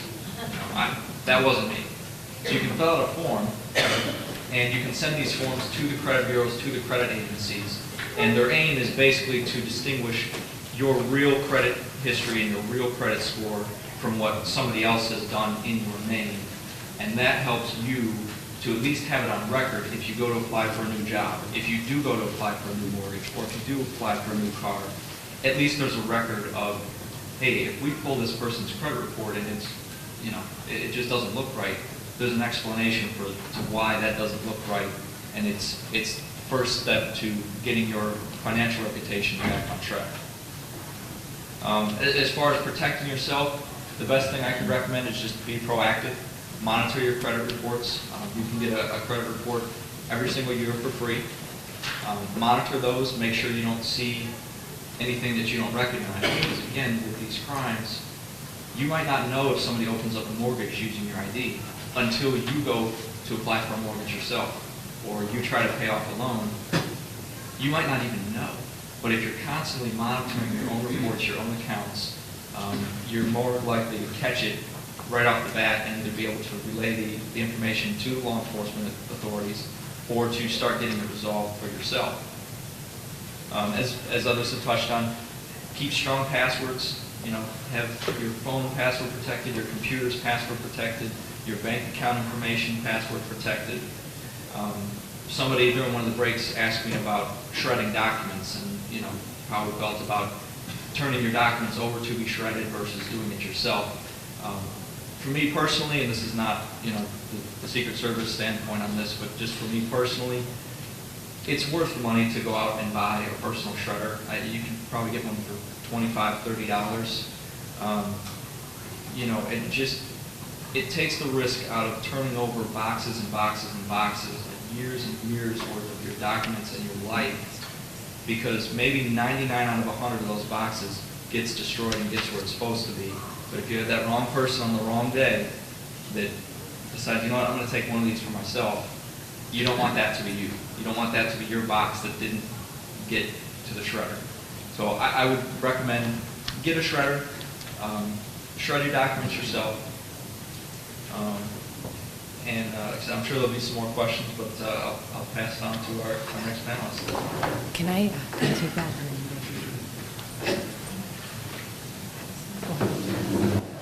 Right. I didn't know I was going to be allowed to stand up, and I'm over-caffeinated, so you're in for a treat now. Come and get me, Kroger.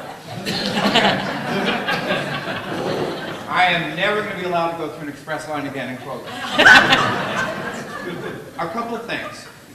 Identity fraud is basically, boils down to trying to get information in and of itself, a credit card number, to use it until you discover it, or to get your information to open additional lines of credit. That's basic credit card fraud. That's basic identity theft. Now, whether it be a mortgage or to buy a car or whatever, that's it in a nutshell.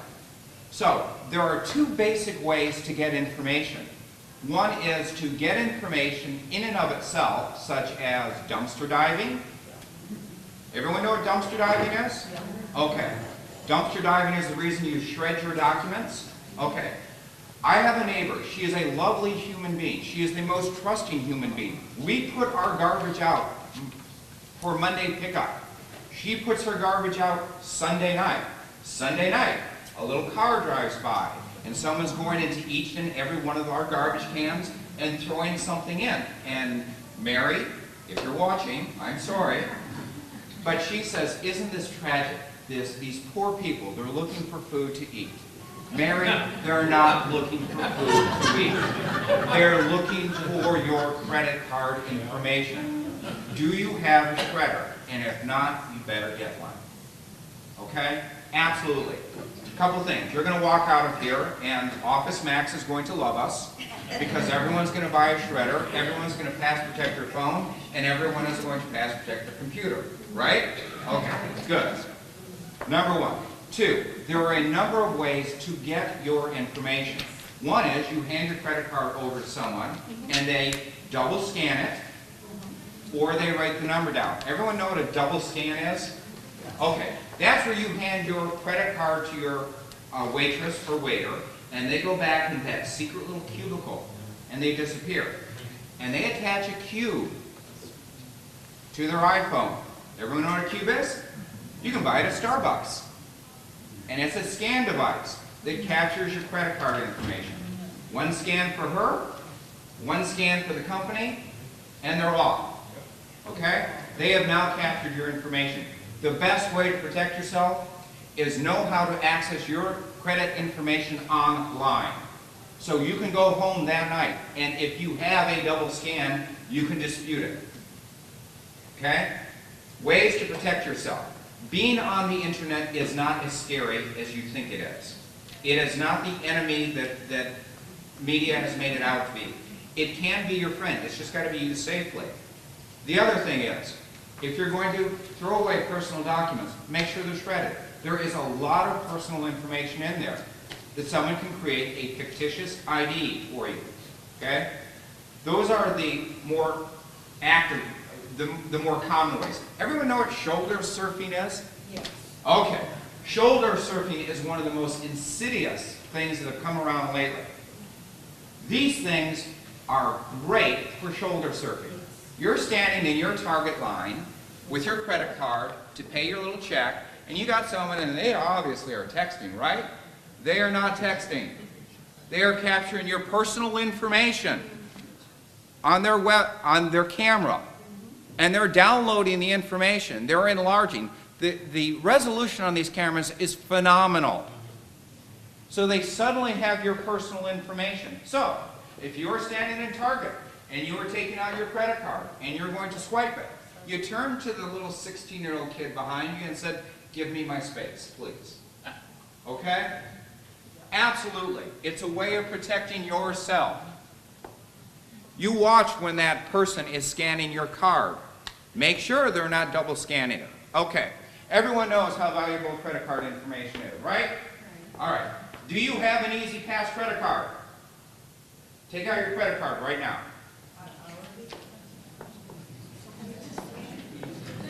Have you learned nothing? Don't take your credit card out right now.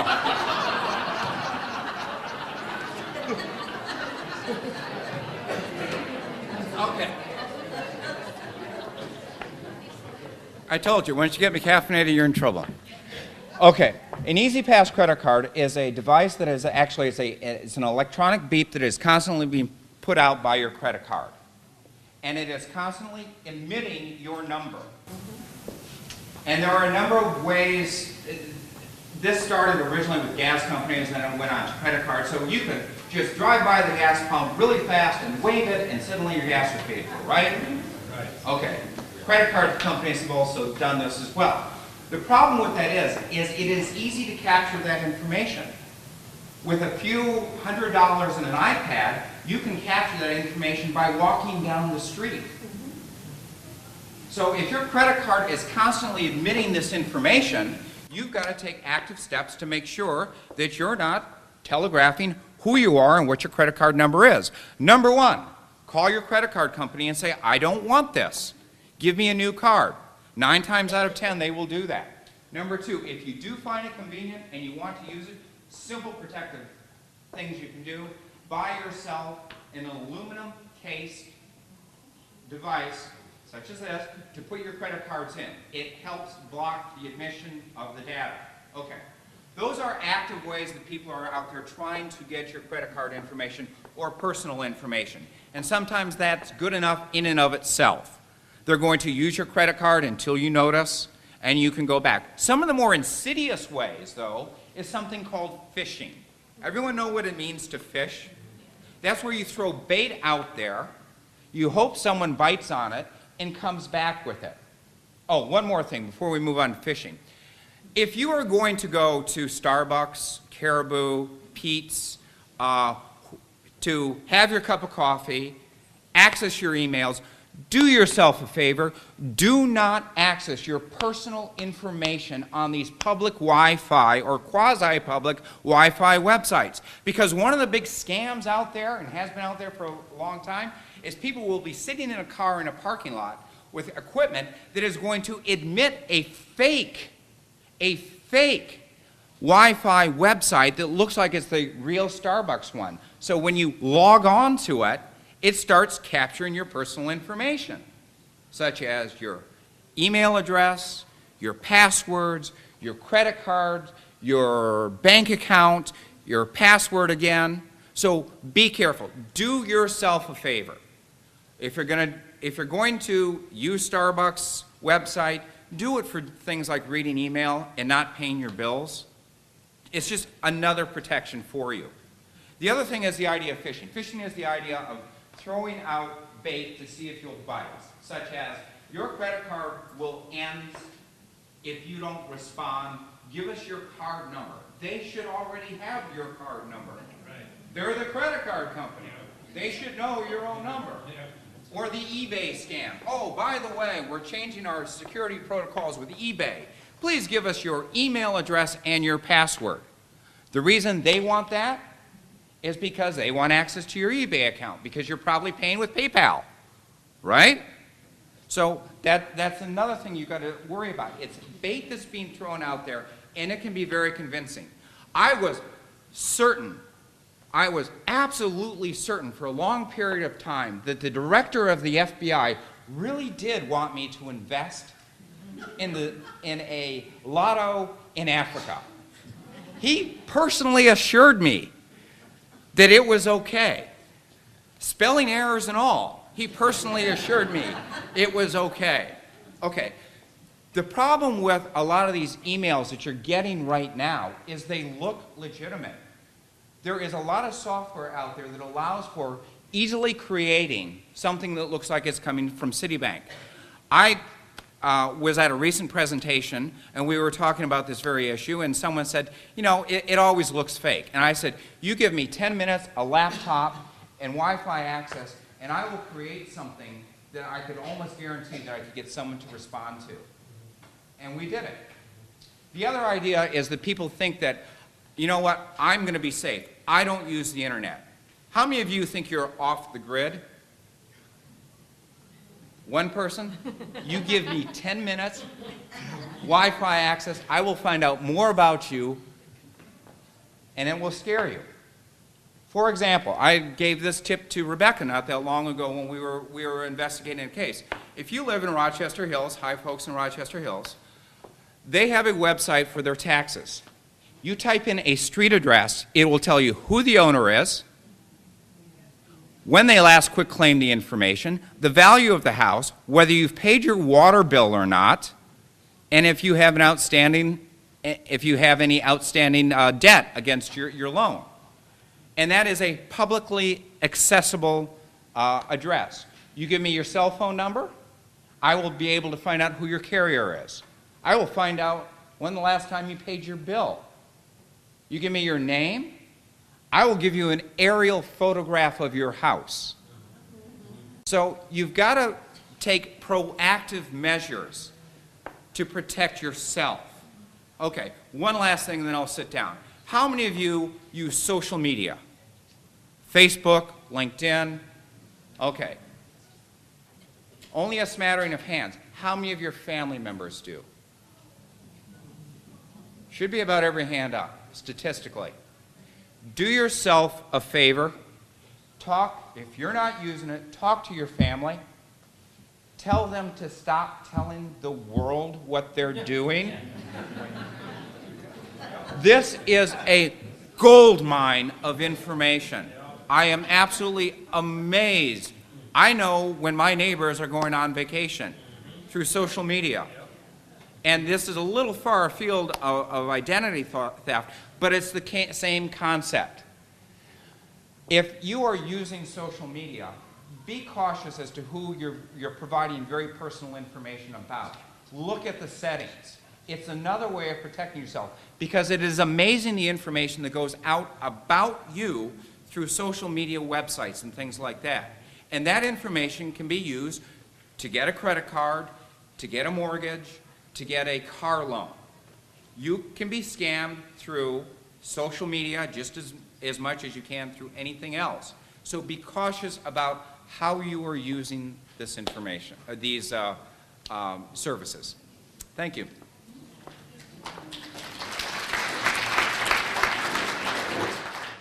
Thank you. Earlier this morning, I was talking with the U.S. Attorney, and she said to the people that are standing to my left here, I think your presentation is the most important one of the day. And I honestly mean no disrespect to our other panelists, but I could not agree more. I'm here with Ray and Janet Henschel, who are victims of a fraud case that I prosecuted almost 3 years ago. They were involved in an investment scam from an investment advisor, or an alleged investment advisor, who ended up taking about $4 million from several people. Fortunately, he's now in federal custody, serving an 8-year sentence. But Ray and Janet have been brave enough to come in and tell you their story in the hopes that it doesn't happen to any of you. So I would ask that you please give them a warm welcome. It's Ray and Janet Henschel.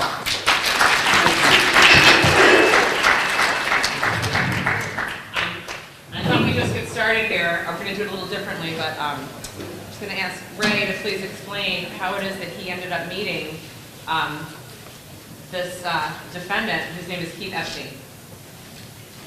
Met Keith Epstein cordially through my lawyer.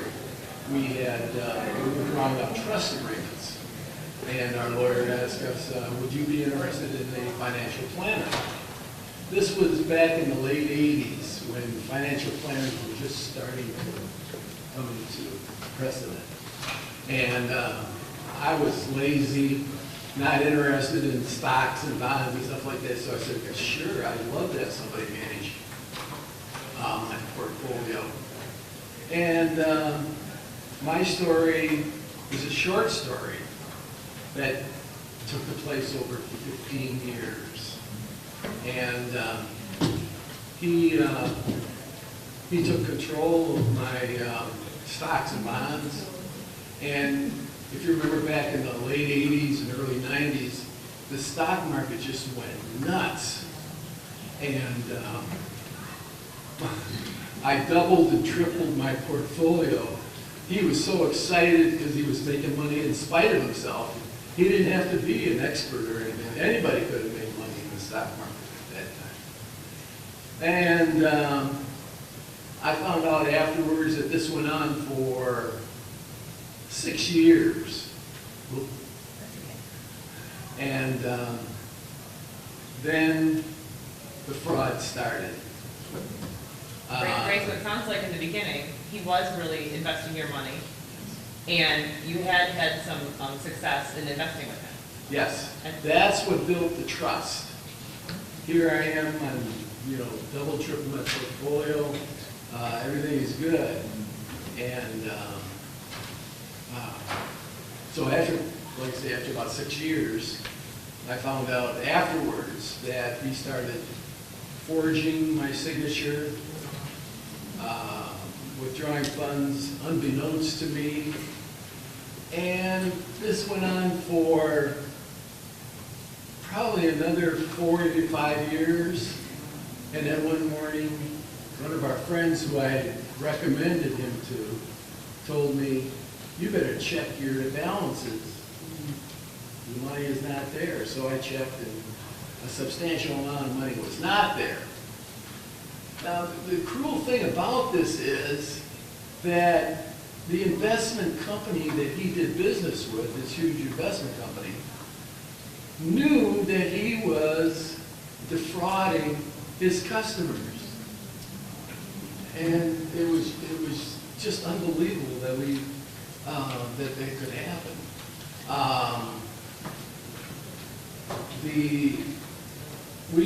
After finding out, we immediately went to the news media, and we're on the 6 o'clock news, and they broadcast his picture and our story. And it turns out that he had customers that he was defrauding in Florida and Arizona. So that brought the FBI into play. What else should I say? Could you explain how he got you to trust him over the course of the years that you worked together? Well, once he started defrauding us, what they want to do is stay close to you. They want to, "I'm your best buddy, don't do anything without telling me." And we would see him once or twice a week. You know, he got to be my brother. And so that's what they do. They play on your personal attachment. Janet, you can add. Yeah, I was just going to say that during some of the period of this time, my husband was experiencing some health problems, so we were distracted. So it seems that during that period of time, he sort of stepped up his fraudulent ways. Due to the fact that over a period of time, we had become more than friendly with our investor, we became friends. We started interacting on a friendship basis. Dinners, going to graduation parties for his children, having him to our house for dinner, going out as couples. Big no-no. But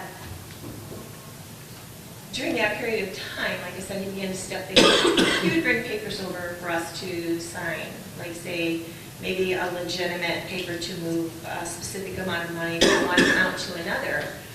But then, when he would submit it to the company, it turned out that instead of filling out a form for each one, he would just write extra little account numbers on it. And we made the mistake of allowing him to have our statements from these companies go to his office, which is also a big no-no. If they're not coming to your house, you can't track where your money is going. You know, you can't tell if $10,000 has been pulled out of one account and maybe going somewhere. You have no way of knowing where the money is gone. That's, you know, how one way he did it. Other times he just forged our signatures. Other things that he did, which we should have known better, but of course we're human, we trust. He was starting his own type of investment firms, and he used his name of the company, which, can I say that? Was Epstein and Associates, or you know, and he would come and he'd say, well, you know, I'm going to invest your money in here because I've got it in a secure fund. Asked him what the fund was, we really were not clear, but again, we had other things on our mind, so we'd write a check out to Epstein and Associates, not to Western Life, not to a mutual fund, not to anything that's recognizable, Prudential, or anything else, but to Epstein and Associates. And the minute it was written out to that, it went into his pocket. And one of the reasons why we wanted to come forward is that as We recommended family to him during this period of time. We recommended very good friends to him during this time, which he did the same thing to. So when we finally decided to get together with our friends who brought it to our attention that things were not good looking, my husband said we went in front of the media. And there were, I think, a total of 20-some people who came forward saying that this exact thing happened to them. So if you think at some point in time that somebody isn't doing something right with your investments, if you go onto some of these websites, you talk to some of these people and things aren't what they seem to be, they're not what they seem to be, something's wrong. You need to go to somebody to talk to them. We went to an attorney and said, are these things right? Because we didn't know what's going on. And our attorney, bless his heart, said, yeah, this isn't right, and this is what we can do. And that's how the FBI got involved. So that's kind of our story. Thank you. Thank you so much for sharing that. I think, it's really compelling, and it's the best way for everyone here to understand really how easy. I mean, look at these people. These are your next door neighbors. They're bright, smart people, and it can really happen to anybody. So thank you so much. Thank you. Right, Erin. Could I just add one thing? When you sort of don't get mad and you sort of don't check into it, think about this, because this is what I think about every day, my husband too. He not only put his kids through college, he had 3 girlfriends who he supported. Bought homes for, cars for, how, gosh knows what. That's where my money went to. That's where our investment went to. So if you don't think something is right, go to somebody. Can I ask a question? Did you guys go after your lawyer that recommended this guy to you? He was looked at, but Nothing ever came of it. Thank you.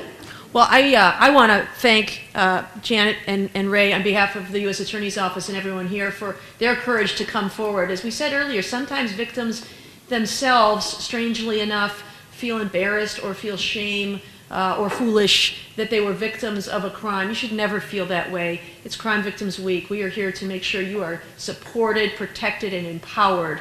And so we really want to thank you. We have a small gift. It is not a green dot card. I'm glad to say it is just a very modest token of appreciation for coming here and sharing your story with all of us today. So how about a round of applause for Janet and Ray?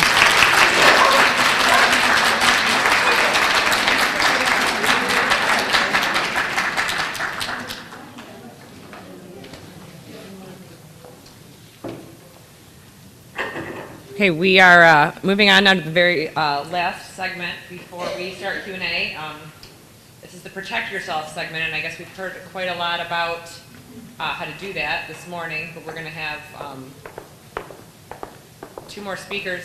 I feel like I'm at the Oscars right now, and they're not out, and they're supposed to be out. So Sergeant Andy Breidnick, who's been helping me, the tall officer who's been keeping us moving, is going to pop in, and Marion Horowitz from the AARP as well, to give us some final pointers before we take your questions. And here he is, Andy Breidnick and Marion Horowitz.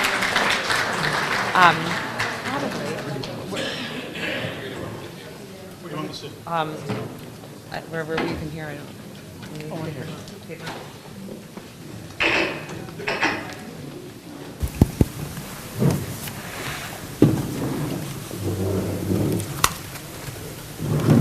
Ladies first.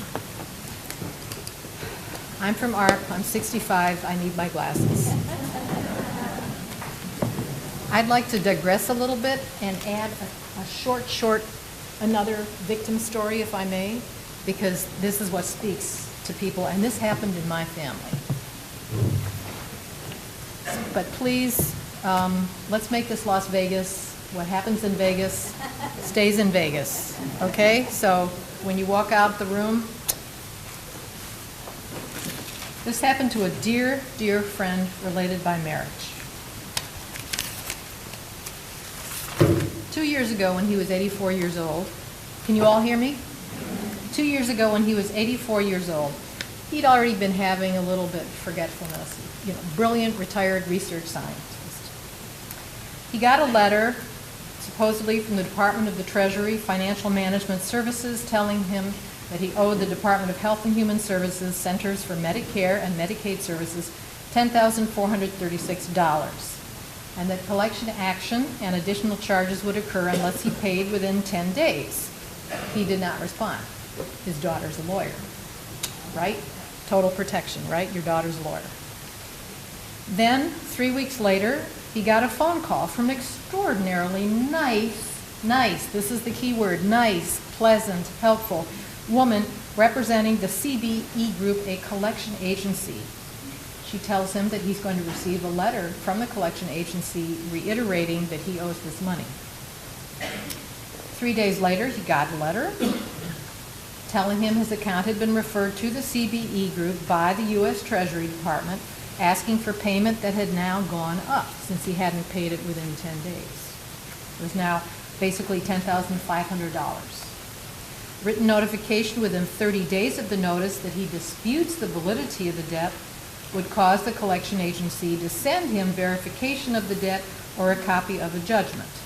So, then I got in the mix that day. I called the number listed on the Department of Treasury June 4th letter and was told that he and his designees should communicate only with the collection agency. Here's July 5th now. It's 1 month later. He sent the collection agency a notarized letter disputing responsibility for the alleged debt. And unfortunately, he did not get any of the information that CBE said they would give him, verification and so forth and so on. Okay. Another month passes. He received a letter dated August 3rd from the Department of the Treasury Financial Management Service stating that his Social Security payment will be reduced by October unless he contacts the Debt Management Servicing Center and meets their requirements. The letter stated the agency had notified him about the amount and type of his alleged debt, his rights, and a statement of the agency's intent to collect the debt by reducing federal payments made to him. None of this was true. He didn't know what the debt was for, when it was occurred, why it was occurred, any of those things. It's all, well, you owe money, but think about it. How many 82-year-olds, or did I say 84-year-olds, do you know who have not been hospitalized in the last 20 years for something, right? So chances are they're doing pretty well by saying, you had hospitalization. He had been in one car accident in 20 years, but he hadn't been car. It must have been that. That's what he said. It must have been that. Okay. Also, this letter said the Social Security Administration and the Treasury could not answer any questions. Only the collection agency could. Then his daughter, the lawyer, called the number of the collection agency, and she spoke to another extraordinarily nice, helpful young man. Oh, couldn't have been nicer. He told her to send another letter requesting more information to the Treasury dispute team and letters authorizing herself and me and my husband to speak on this gentleman's behalf. He told her that even if the matter involved an ongoing or unsettled dispute between Medicare and a secondary health insurance, that was the first time even we got that much information, the gentleman's Social Security payments would be garnished beginning October. Okay. Then his daughter, the lawyer, faxed letters asking for information and authorizing those of us to get that information. 1 day later, she called the Debt Managing Service Center and was told that the debt was likely from an accident where a Medicare paid bill should have been paid by a different insurer. No date, no services, no nothing. 2 days later, my husband and I contacted Michigan AARP, who told us to contact Elder Law and Catholic Social Services, Medicare and Medicaid Services Department. We live in Ann Arbor, and it was local right there. We did that. We filled out some forms. We also checked the Health and Human Services website listed on the August 3rd letter and found no form matching the ID number from the letter. We found many forms, but not one that had that exact code. So what they had done was give us a phony code, but send us to a legitimate site saying, oh, we probably just didn't look at it right, or we couldn't find it, or whatever. 3 days later, we submitted copies of all these documents to Medicare and Medicaid Services Department of Catholic Social Services. We were advised to call the Inspector General's Fraud Hotline and the Michigan Attorney General's office. We did that. The Inspector General's office asked for copies of all this. The Michigan Attorney General's office referred us to the Social Security Administration, which referred us to the Inspector General's Fraud Hotline. What we finally did is call our United States representative, John Dingell.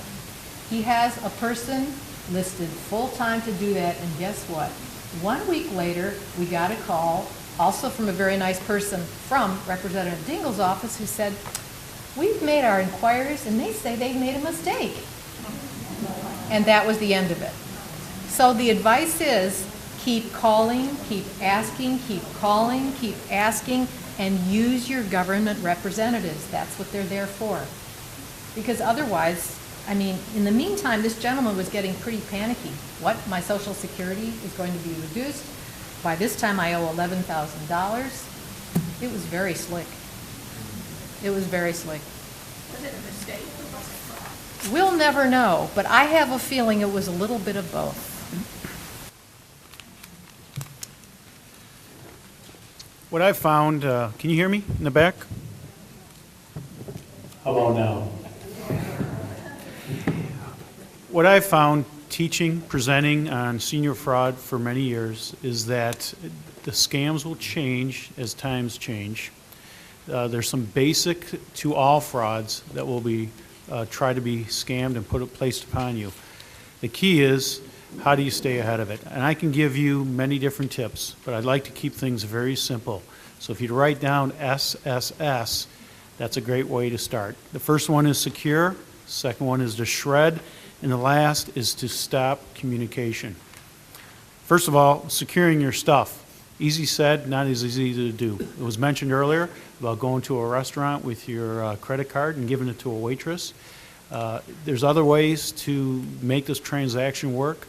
I personally give mine, if I do have to turn it over, I'll give it to the head manager. Usually the general manager has some kind of vested interest in his position and is less likely to be scamming. Not saying he won't be a scammer.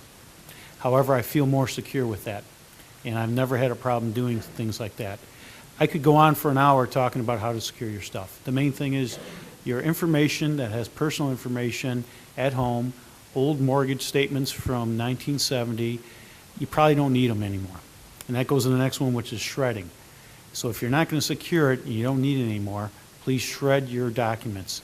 And if you take a look at most of the websites, governmental websites around here, there's oftentimes a date, a couple times a year, where a shredding company will come in, and as you bring your stuff to this location, either at the community center or other locations in Oakland County, you can get your documents shredded.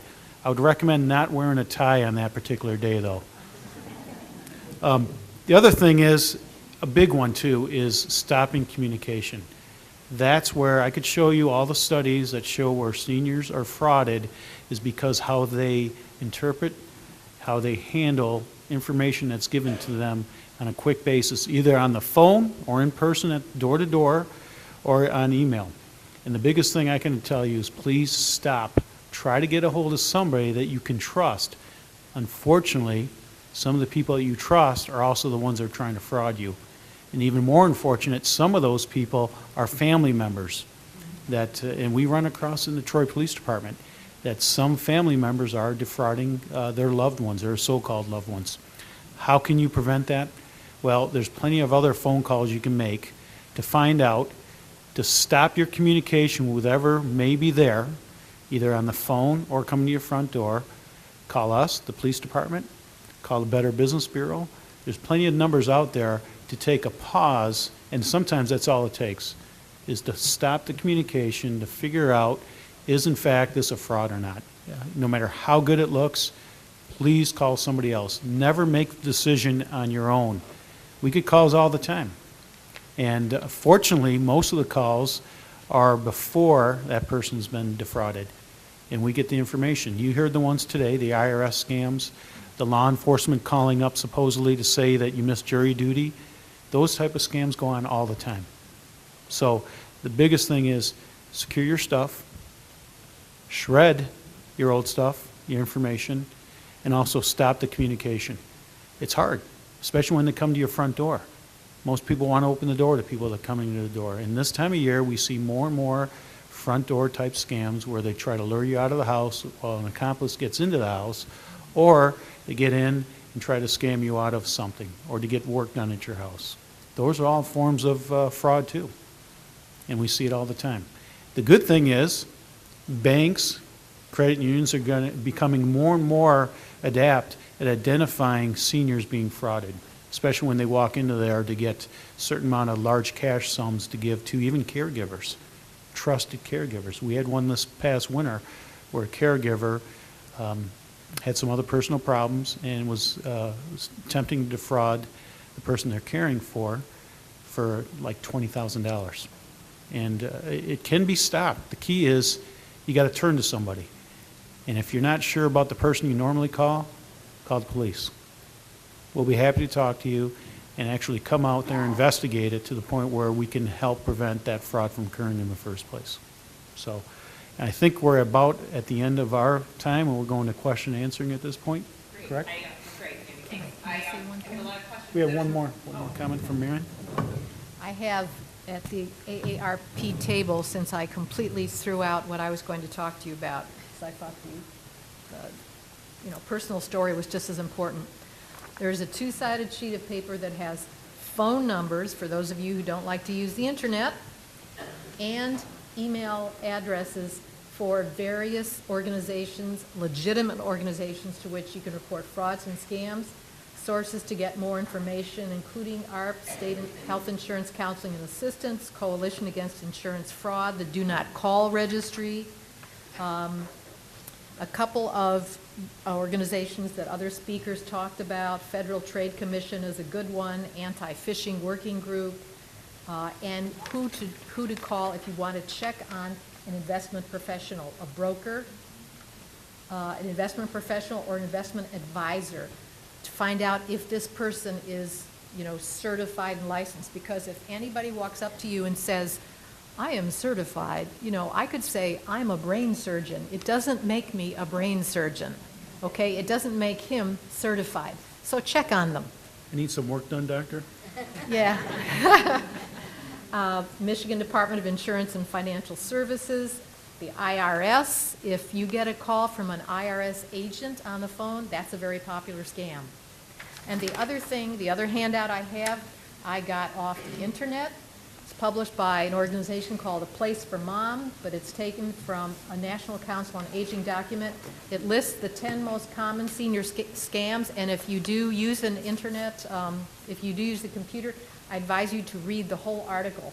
But basically, the senior scams now are grandparent scam. Mom, it's so, Grandma, I need money, don't tell Mom, $300. Email scams, also known as the Nigerian email scams, I'm a princess in Nigeria, da-da-da. Medicare and Medicaid theft card, so they can get your information. Charity scams do not make donations to organizations that cold call you. Repair fraud scams, sweepstakes and lottery scams, including unclaimed Powerball prizes. That's a popular one now.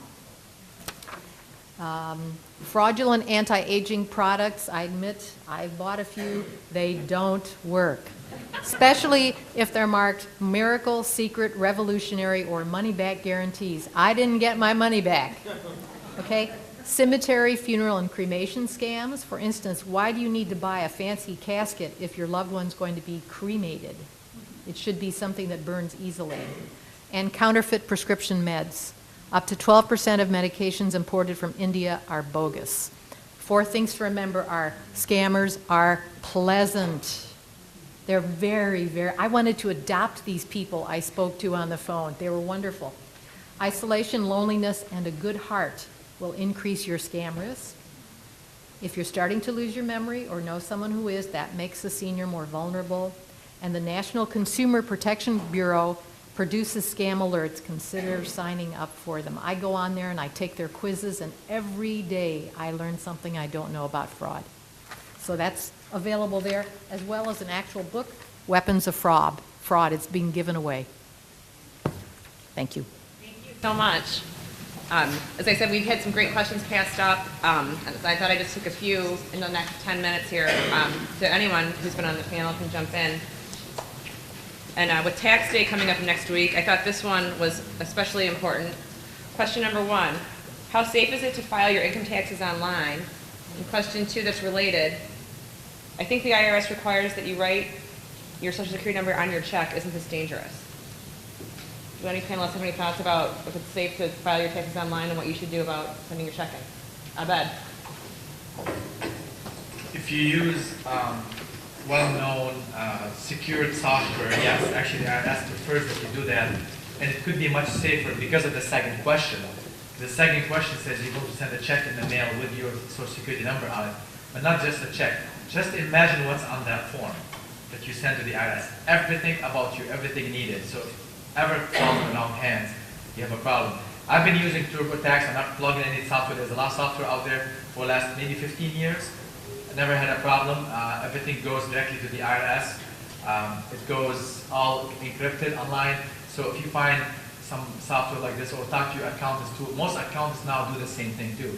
They do it online. One last thing I forget to mention earlier about stealing your identity and other information, because somehow it may be stolen or your credit card.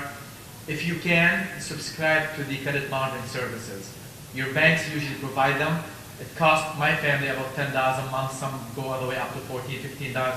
It's the best money you can spend, because every time somebody touches your credit, it lets you know, including when you go get a new car or lease or something, it sends you an email which should comfort you that they're really following everything, and they give you free credit reports anytime you want.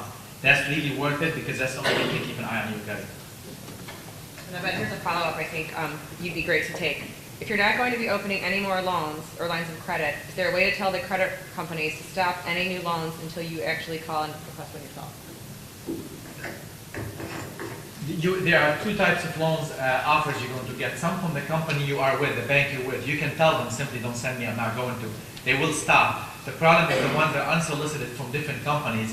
You can just ignore them. The problem is when you get that letter in the mail, this one, even though may not have a lot of your information shredded, I shred all the important stuff. I have a shredder at home. But the letters that tell me new credit cards offer me, they're legitimate from new companies.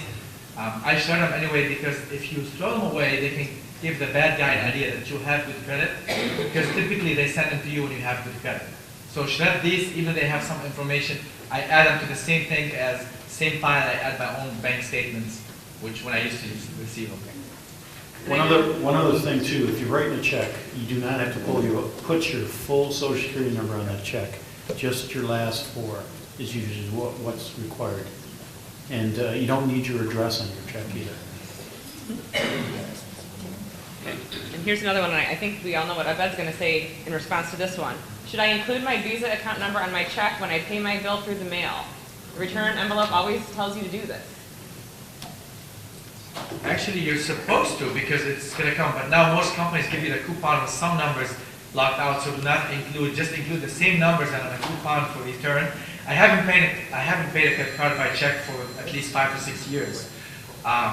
Please do everything you can to avoid doing this. This is one of the worst places for identity theft. I mean, one of them. But if you have to put the last 4 digits with your name and your address, they can find you. I'm not sure the IRS that take truncated numbers. My understanding is they don't, but you may know more. But for credit card companies, absolutely they can go for the last 4 digits. And Andy, this is, I think, a good one for you. I was hacked and all I was told to do was change my passwords. Is there anything else that I should do to keep myself safe? Well, you know, it's going to happen to most Americans. The key is, I think what was mentioned before, getting your credit reporting agency, making a report with them. Once you are defrauded, you can get a free report anytime you want for up to a year. Every citizen can go to all 3 agencies, credit reporting agencies, and get a report once a year, which means every 4 months you can get a new credit report. And if you are a victim of identity theft, they also, what the gentleman mentioned, is belonging to a service, and there's plenty of good services out there, to notify you of any type of reports or anything related to your credit that occurs, so you can find out directly if further fraud is going to take place. And here's a question about timeshares, which I think a lot of people who are retired may be involved in. I'm getting out of my timeshare. Pacific Transfer will take over my timeshare for a fee. Do you think this is a scam? What should I do? I'm not an expert on timeshares. However, if you feel that could be a scam, I'd run it by somebody that is an expert, an attorney. Again, we could also check with the different agencies to find out, but it sounds dubious on the face. So I think the biggest thing is stopping, like I said, and getting with somebody to determine for sure if it's a scam or not. Again, if it sounds too good, it is too good. And here are 2 questions about just using a credit card. One person asks, should I ever scan my credit card? And the next person says, some people write, ask for ID on the back of the credit card on the signature line. Is this good advice or not? Ask what? Ask for ID. So you don't sign it, you put ask for ID. Yeah, if you don't sign your credit card on the back, they ask for ID, they should take it. Sometimes I sign them, sometimes I don't. They haven't been doing this much lately. And sometimes I scribble on it the same way I do on the pad, because if you lose your credit card, you don't want your signature to be with it. And somebody asked me at the break that what if the company insists you sign? They're not going to. You're a consumer. They want your money. They want your credit card. If you insist you're talking about fraud, you ask them how much guarantee they have that's not going to be defrauded. They usually cooperate. I haven't had anybody ask me, and it's not like I don't look suspicious. I could, especially on the weekends. Just insist they want your money. They will allow you to do this. I had one question here about LifeLock. It's one of the services. My understanding is, I don't promote the service of the other, but my understanding is the owner one time challenged people to break into his credit, and they did, apparently. But it's another service. I like my bank, any bank you go with, because you already trust your bank with your money, with everything else.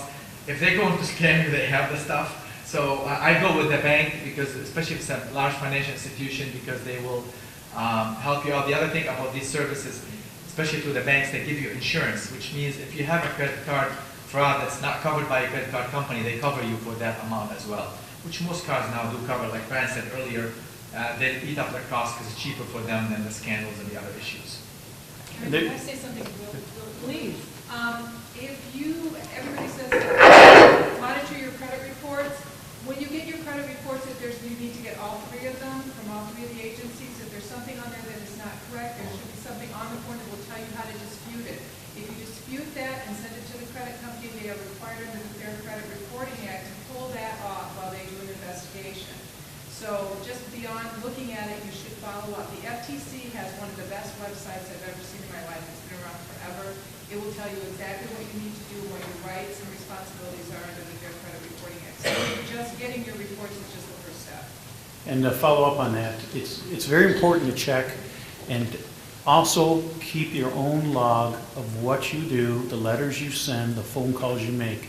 It's very persuasive when you keep your own records of everyone that you talk to, who you talk to, any operator numbers at any of these reporting agencies, your credit card companies. These reporting agencies are supposed to share that information. Oftentimes they do not. And if they don't, it's up to you or a representative for you to figure this out. Keep logs. Now, we can tell you about what to do, what not to do with your credit cards, but inevitably, even what you see last fall with Target Corporation, legitimate use, they were hacked in. And it could happen. The key is, what do you do when it does happen? Don't panic. Don't be scared. Be aware and take some steps. The FTC, again, reiterate, is the best website to help yourself in regards to if you become a victim of identity theft.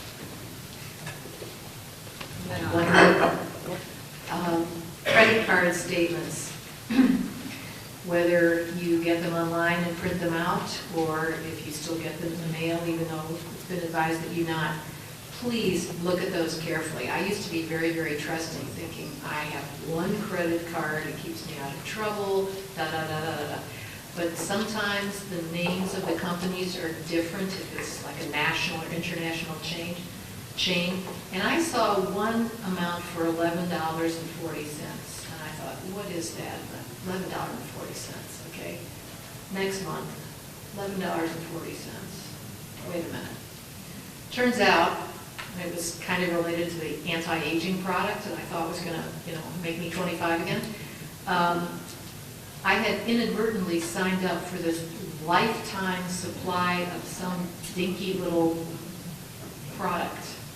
I wasn't even sure that they were sending it to me anymore, but they were sure charging me $11.40 every month.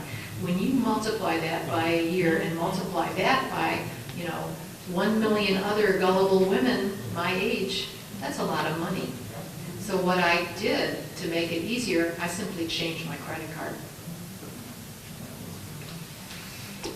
And then, Paul, this might be a good one for you. You were talking about social media earlier, and people are asking just generally, is it dangerous to troll or participate on Facebook if you don't post pictures or join into any conversation? Well, what you got to realize is that Facebook has got a number of individual settings. And some of the settings are such that you can only communicate with other people that are in your group. A lot of people don't realize that some of the default settings allow you to communicate with the world. So what you really got to go through is look at your settings to make sure that what you're doing is you're only communicating with people that you don't like. As an aside, I mean, there is no requirement that when you go on Facebook that you list your real name. For an investigative tool, I'm not only Paul Walton, but I'm also a 16-year-old girl, a 35-year-old man, a 65-year-old man, because what that allows me to do is to interact and conduct the necessary investigations I do to further our prosecutions. And one of the scary things is, and this is actually an excellent point, is when you go home tonight, talk to your family members about social media. Let them know that what they're sending out may be to the entire world. You may only be friending one person, but how does that other person have their settings? Are they allowing the whole world to see what your friend of a friend is seeing? We go and we talk to area high schools, and we talk to them about the dangers of social media and how to protect themselves. The only time we seem to resonate with the kids is when I get up and I say, I am probably one of your friends. Then they get creeped out by it. Don't understand why. But the idea is that if you're going to use social media, make sure that not only you are using it responsibly, but that your friends are using it responsibly as well, because it is a dearth of information. For example, we had a scam not that long ago where people were posting, going on vacation. Well, going on vacation, a quick Google search, I can find out your house, your points of entrance, how long you're going to be about, and of course, everyone posts all the cool stuff they got for Christmas. So I know exactly what I'm going to go steal too. So that's what you got to worry about when you're using social media, is use it responsibly. You will. The bigger challenge is talking to your family members and getting them to use it responsibly. And I think that's it. Thank you so much for coming. And we're going to have some lunch, I believe,